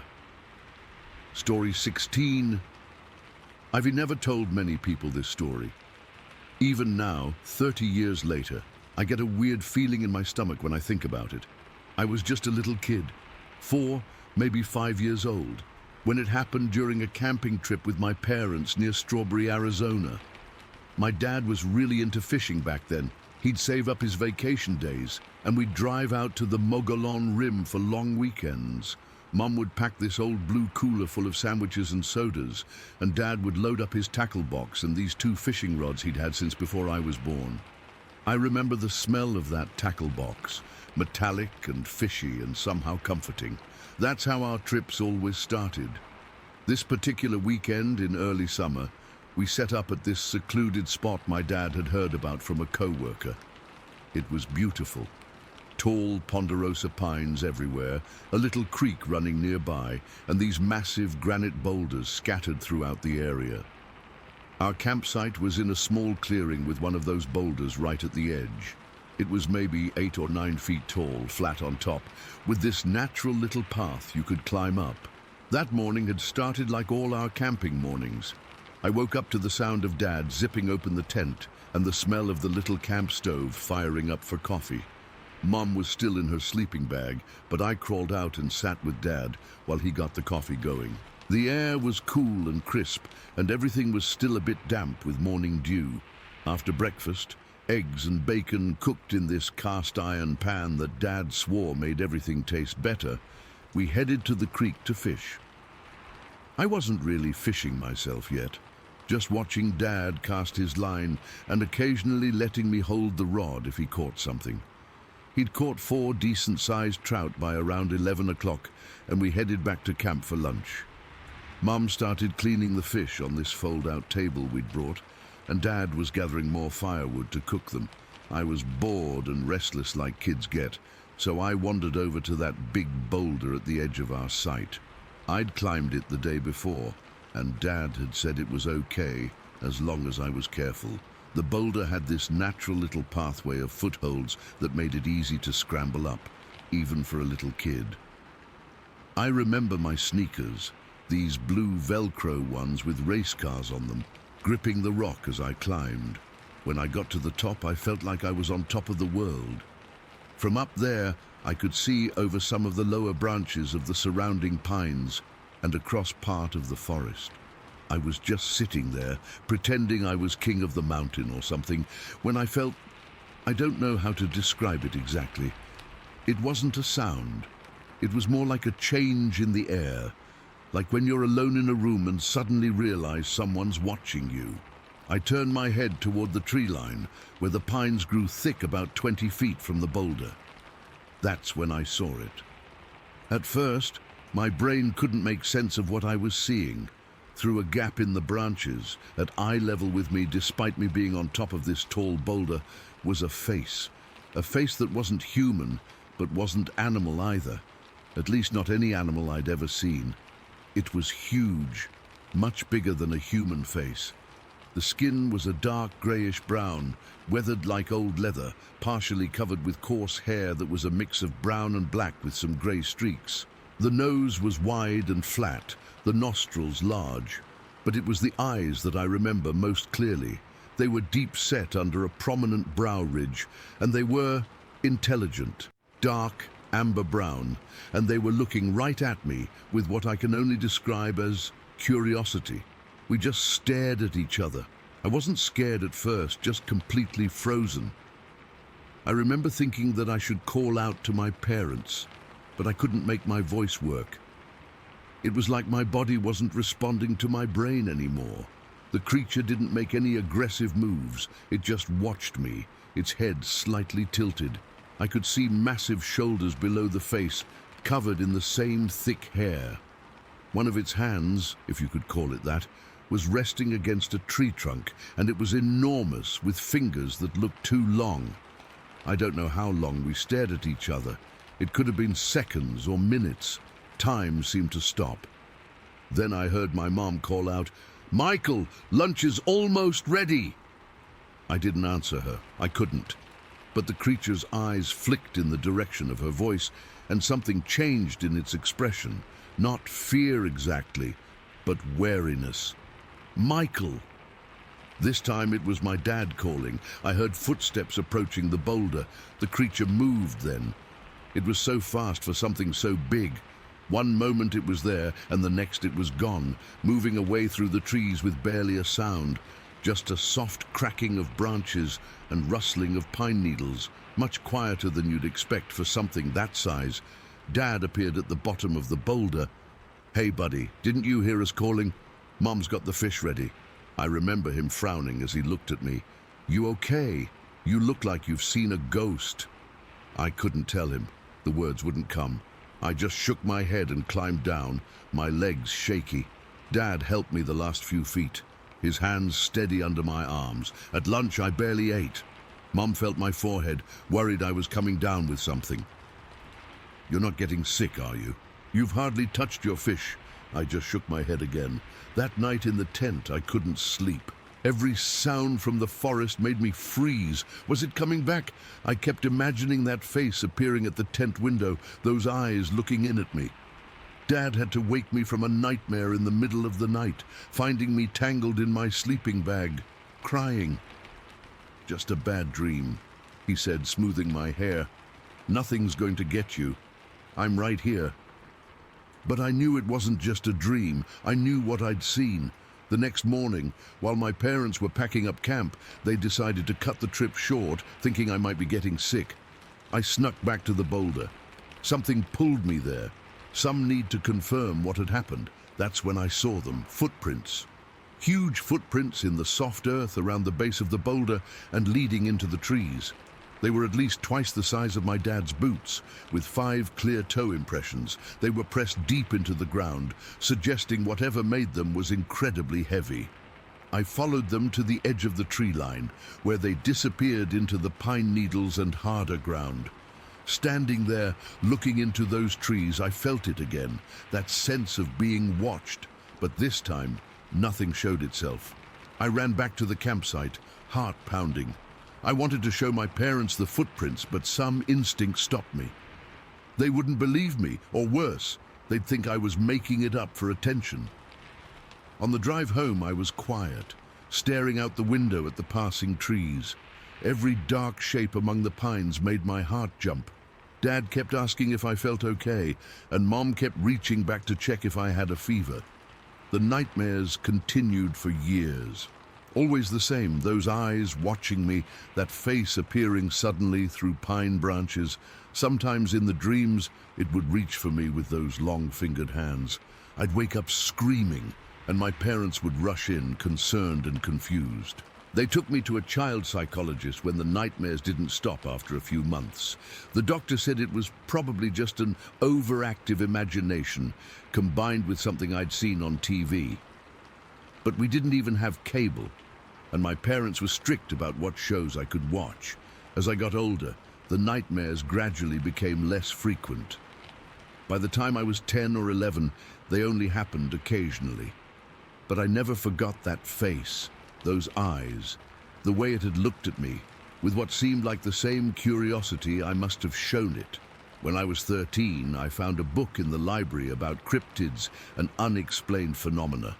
There was a chapter on Bigfoot, with some blurry photographs and eyewitness accounts. One account in particular, from a forest ranger in Northern California, described a face almost identical to what I had seen.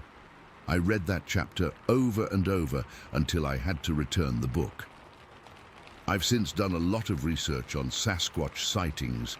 Many of the descriptions match what I saw: the height, the hair, the facial features. Some accounts even mention the intelligence in the eyes. That sense of encountering something that's watching you with as much curiosity as you're watching it. I'm 35 now. I've hiked and camped all over Arizona and the Southwest, always with a camera, always hoping for another glimpse. I've never seen it again, but sometimes when I'm alone in the woods, I get that feeling, that change in the air, that sense of being watched. The psychologist was wrong.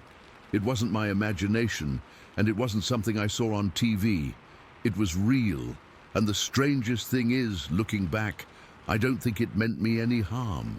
I think it was just curious about the small human child sitting on top of a boulder in its forest. I've never been able to explain it. Logic says it was just a bear or some other animal, and my young mind transformed it into something more fantastical. But logic doesn't explain those massive footprints or the intelligence in those eyes, or how it was at eye level with me, despite me being on top of an 8-foot boulder. Sometimes I wonder if it remembers our encounter as vividly as I do. If somewhere in those Arizona forests there's a creature that once locked eyes with a small, wide-eyed human child and has carried that memory all these years too. Story 17. I'm still wondering if I should share this, but lately I've been thinking more and more about what happened during those years at my grandparents' place. I've never been one to believe in monsters or anything like that, but what happened to me, to my family, for nearly 20 years wasn't normal, and I can't explain it. It started back in 1980 when my little cousin Tony came running into the farmhouse, screaming his head off. He was just 5 years old, this little tow-headed kid with freckles across his nose, usually fearless about everything. But that day, his face was ghost white, and he was sobbing so hard he could barely speak. When we finally got him calmed down, he kept saying there was a hairy monster out by the rabbit hutches, and it was eating one of our rabbits. My grandparents lived on this big old piece of land in Creek Township, Indiana. If you know the area, it was about a mile from Buffalo Flat Natural Area. Beautiful country. Lots of woods, streams, and open fields, the kind of place where kids could run wild all day. My parents were going through a rough patch, so I spent most of my childhood there. At first, everyone thought Tony was just making stuff up. Kids do that, right? But then, we found the rabbit hutch. The metal cage was twisted and bent outward, like something had just grabbed it and pulled. 3 rabbits were missing, not just the doors open, but the actual metal twisted and bent like it was nothing. My grandfather examined it with this serious look on his face, his weathered hands running over the mangled wire. Something strong did this, was all he said. We figured maybe a bear, though bears weren't common in our area, or maybe some teenagers messing around. Though how they'd bend solid metal caging like that was beyond me. We fixed the hutches, added padlocks, and moved on. But then it kept happening. Every few months, we'd wake up to find the rabbit hutches broken into. Same pattern, metal twisted and bent in ways that made no sense. Sometimes we'd find tufts of rabbit fur scattered around, but never any blood or remains. Whatever was taking them was carrying them off somewhere. That's when the nighttime sounds started. I remember lying in bed in my little room at the back of the farmhouse, windows open on warm summer nights, listening to the crickets and frogs. Then suddenly everything would go quiet, dead quiet. The kind of silence that makes the hair on your arms stand up. Then I'd hear it, heavy footsteps moving through the woods at the edge of our property. Slow, deliberate steps. Crack, pause, crack, like something huge moving between trees. Sometimes branches would snap, not little twigs, but actual branches, the sound echoing across the field between the woods and our house. I'd pull my blanket up to my chin and just listen as whatever it was circled our property. Sometimes it would approach the barn or the rabbit pens, and I'd hear our dogs whimpering under the porch, refusing to bark or chase after it like they would with any other animal. One night when I was about 8, I got up the courage to wake my grandfather. He was half Potawatomi, a quiet man who knew everything about the land and the woods. He listened to me describe the sounds, nodded once, and then said something I'll never forget. It has always been around. Leave it be. When I asked what it was, he just shook his head. Some things don't need naming. Don't bother it. And tell your cousins not to try shooting at it or chasing it. It belongs here as much as we do. That was the first time I felt real fear. Not because of the thing in the woods, but because my grandfather, who wasn't afraid of anything, seemed to respect whatever was out there, and maybe, just maybe, he was a little afraid of it too. The years went by and the pattern continued. Rabbit hutches broken into, strange sounds at night. Sometimes we'd find huge footprints in the soft earth near the creek, 18 inches long at least, wider than my grandfather's hand. Once, Something pulled our trash cans apart, not like raccoons would do, but like someone had methodically examined the contents and then scattered them. Then came the night I saw it. I was around 10 or 11, maybe 12. It's hard to remember exactly because that whole period blurs together in my memory. It was early evening in October, just after sunset, and I'd gone out to feed our dogs. The air was crisp, leaves crunching under my feet, that burnt orange smell of autumn hanging in the air. I'd just put the dog food down when I felt it. This weird pressure in the air, like right before a storm hits. The dogs suddenly tucked their tails and scrambled under the porch, whining. I straightened up, and that's when I smelled it. This awful, heavy odor like wet dirt, garbage, and something else. Old meat, maybe. The kind of smell that hits you in the back of your throat. Then I saw it, standing near the edge of our porch, partially hidden by my grandmother's big hydrangea bush. It was tall, so tall it had to duck its head under the porch roof, covered in hair, dark brown or black. I couldn't tell in the fading light. But its eyes, I'll never forget those eyes. They were reddish, reflecting the porch light. And they were looking right at me. I couldn't move, literally could not make my body respond. I just stood there, listening to its breathing. Slow, heavy breaths that seemed too controlled, too deliberate for an animal. It wasn't panting or growling, just breathing, watching me. Then my grandmother stepped onto the porch, screen door slamming behind her. "Sarah, you finished with those dogs yet?" The thing didn't startle or run. It just turned, slowly, deliberately, and then walked toward the tree line. Not running, not making any sound, just walked away, its huge form disappearing into the darkness between the trees.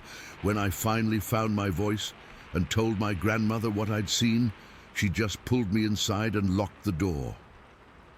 Later that night, I heard her and my grandfather talking in low voices in the kitchen. "It's getting bolder," she said. "It's curious is all," my grandfather replied. "Been a long time since it's seen children around here. What if it decides to do more than look? It won't. It's been here longer than us, longer than my father's people. If it wanted trouble, we'd have had it by now." I saw it twice more after that night. The second time was when I was 13. I'd gone down to the creek that ran through our property, maybe a quarter-mile into the woods. I was kneeling by the water, watching minnows dart around the shallows, when I felt that same pressure in the air, that same smell. Across the creek, maybe 30 feet away, it was crouched down, drinking from the water. In the daylight, I could see it better. The hair was dark brown, matted in places, covering its entire body. It was massive, shoulders twice as wide as my grandfather's, arms longer than seemed possible. It raised its head and saw me, water dripping from what I think was its chin, though I couldn't make out a face in all that hair. We just stared at each other across that creek for what felt like forever. Then it stood up. God, it was tall, maybe 7 or 8 feet, and walked back into the deeper woods. Not running, not threatening, just leaving. The last time I saw it was when I was about 25. I'd moved away to college, but came back to visit my grandparents regularly. I was driving down the country road near Buffalo Flat one rainy evening when something crossed the road about 50 yards ahead of my headlights. At first I thought it was a bear walking upright, but then I recognized that same silhouette, that same deliberate movement. It paused in the middle of the road, turned toward my car, and I swear it recognized me too. Then it continued into the woods on the other side. My grandparents have both passed now. The property was sold. But in all those years, from 1980 until the late 90s, that thing was a constant presence in our lives. Always the same. Tall, hairy, impossibly strong. That distinctive smell when it was close. It never made noise unless it was walking or breaking brush. It never showed aggression toward us. It just watched or walked away. I go hiking sometimes on the trails around Buffalo Flat near the old property. Sometimes I think I catch that smell on the breeze or hear heavy footsteps moving parallel to the trail just out of sight in the thick underbrush. Part of me hopes to see it again, to know that it's still there. Part of me hopes I never do. But I wonder, what was it about our family, our land, that kept it coming back year after year? Was it just the rabbits, or was there something else? My grandfather seemed to know more than he ever said. Some old knowledge passed down that he took with him when he died. All I know is that whatever it was, it shared those woods with us for almost 20 years. And sometimes, late at night, when I hear branches breaking outside my window, I still freeze, waiting to catch that distinctive smell of wet earth and old meat, wondering if it's found me again. Story 18. I've never really told this story to many people because it sounds so crazy. But after finding this community, I think I've finally found people who might understand what happened to me out there. This happened in the summer of 2008.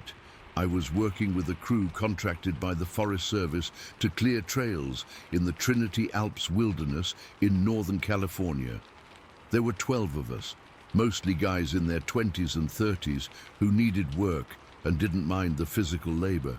The pay was decent, and honestly, I've always loved being out in nature, so it seemed like a perfect summer job. Our campsite was set up at Red Cap Lake, which is about 5 miles from the nearest access road and a good 26 miles into the wilderness zone of Trinity Forest. It's remote as hell. We're talking real backcountry. No cell service, no electricity, just us and whatever wildlife calls that place home. The first day went by without anything unusual. We hiked in, set up our base camp with our individual tents arranged in a rough circle around what would become our communal campfire area. We had a cook tent for meals and equipment storage, standard wilderness operation stuff. On our second day, we were assigned to clear a trail that ran near these rock formations that our crew leader, Dave, mentioned were prayer rocks used by the local Hoopa and Yurok tribes. I didn't think much of it at the time. They just looked like piles of rocks to me, though some had clearly been arranged deliberately. We worked hard all day, clearing fallen branches, cutting back overgrowth, and marking the trail properly. By evening, we were all beat. We made dinner on our portable stoves. I remember it was some kind of pasta with canned meat sauce. Nothing fancy, but when you've been working outdoors all day, anything hot tastes amazing. We sat around the campfire in this beautiful meadow, passing around a flask of whiskey, which technically wasn't allowed, but hey, we were miles from anyone who'd care. The night was clear, and you could see more stars than I've ever seen in my life. That's one thing about being that far from civilization. The sky just explodes with stars. The temperature was dropping fast, though, probably down to the low 40s, even though it had been in the 70s during the day. Mountain weather is weird like that. Around 10 or 11 at night, most guys were starting to head to their tents. I was sitting with just 3 others, Dave, Miguel, and this guy we called Skeeter because of his lanky build. The fire was dying down to embers and the meadow had gotten really quiet. Not just conversation quiet, but nature quiet. No insects buzzing, no night birds, nothing. I remember thinking it was weird, but didn't say anything. That's when we heard it. This scream. No, that's not right. It wasn't just a scream. It was like someone had combined a woman's terrified shriek with the roar of a bear and then amplified it to impossible levels. It echoed across the meadow in a way that made it impossible to tell where it was coming from. It seemed to be everywhere at once, surrounding us. My blood went ice cold. I've been in the woods my whole life, heard mountain lions, bears, all kinds of wildlife, but this was something else entirely. It went on for what felt like minutes, but was probably only 30 or 40 seconds, long enough that guys who'd already gone to sleep came scrambling out of their tents, some of them half-dressed and clearly freaked out. "What the fuck was that?" Skeeter whispered after it finally stopped, like he was afraid to speak too loudly. Nobody answered because nobody knew. We all just stood there, looking at each other, listening intently. The silence that followed was almost as terrifying as the scream itself. Then we heard it. a cracking sound from the direction of the rocky cliff at the south end of the meadow. More cracking, then a massive splintering noise that I can only describe as a full-sized tree being torn from the ground. There was no mistaking it. "Something's pushing a tree over," Dave said, his voice tight with fear. And then we heard it, the unmistakable sound of a massive tree tumbling down the cliff face. It was bouncing off rocks, breaking into pieces, and creating this thunderous cacophony that grew louder as it came closer to our camp. In those moments, I was certain we were about to be crushed. I couldn't even move, just stood there paralyzed as this tree crashed down the cliff toward us. The sound was so violent, so terrifying, like a freight train derailing. Everyone was frozen in place. There was nowhere to run anyway. We were in the middle of a meadow with that cliff on one side and dense forest on the others. By some miracle, the tree stopped before it reached our campsite. The final sounds were of branches snapping and smaller pieces rolling to a stop maybe 50 yards from where we stood. Nobody said a word for what felt like forever. Then Dave, trying to sound calmer than he looked, said, "Everyone stay together tonight. We'll check it out in the morning." None of us slept. We kept the fire going all night, and nobody wandered off alone, not even to take a leak. We just sat there, jumping at every tiny sound from the forest around us. I kept thinking I could hear heavy footsteps circling our camp, but when I mentioned it, Dave said it was probably just my imagination. I'm still not sure if he was saying that to keep us calm, or if he really believed it. At first light, we ventured out as a group to see what had happened. What we found was shocking.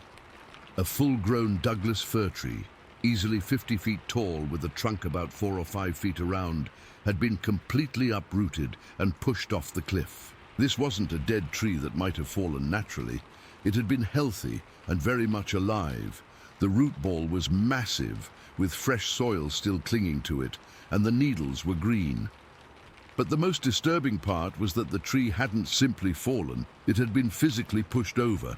The ground around where it had stood was disturbed in a way that suggested immense force had been applied to the trunk about 7 feet up from the base. No wind had done this. "Could a bear do this?" Miguel asked, his voice shaky. Dave shook his head.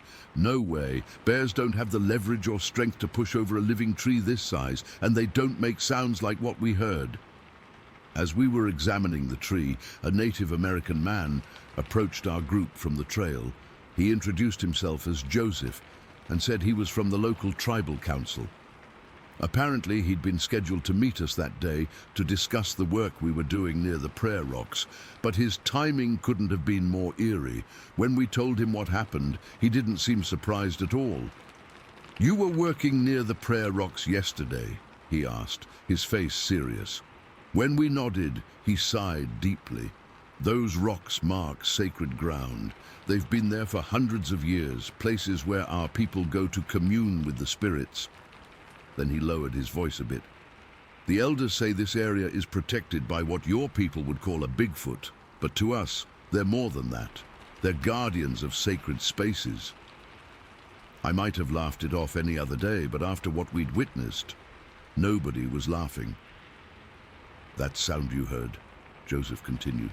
"It's been heard before in this area. My grandfather heard it, my great-grandfather too.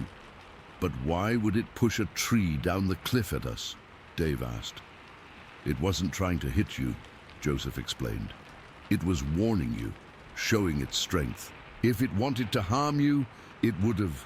We spent the rest of that day working on a different section of trail, far from the prayer rocks. Nobody wandered off alone. Nobody even took bathroom breaks without a buddy.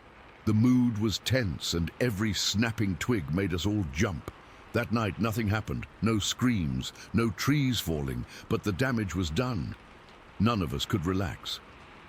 We finished our contract early, telling the Forest Service supervisor there was a safety concern.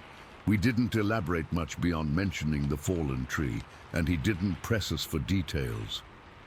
For years, I tried to rationalize what happened. Maybe it was some kind of freak windstorm that we somehow didn't feel in the meadow. Maybe the scream was just some animal I wasn't familiar with, amplified by the valley's acoustics. Maybe the tree had already been loose and just happened to fall that night. But I knew better. We all did. 5 years later, I was watching a documentary about Bigfoot encounters where they played recordings of supposed Bigfoot vocalizations. The moment I heard that sound, my beer bottle slipped from my hand and shattered on the floor. It was identical to what we'd heard that night, that same impossible scream that seemed to come from everywhere at once.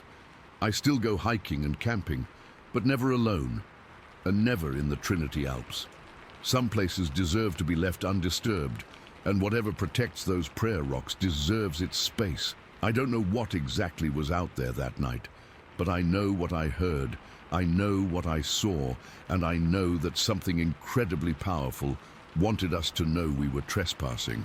Sometimes I still wake up in the middle of the night, heart pounding, thinking I hear that scream again.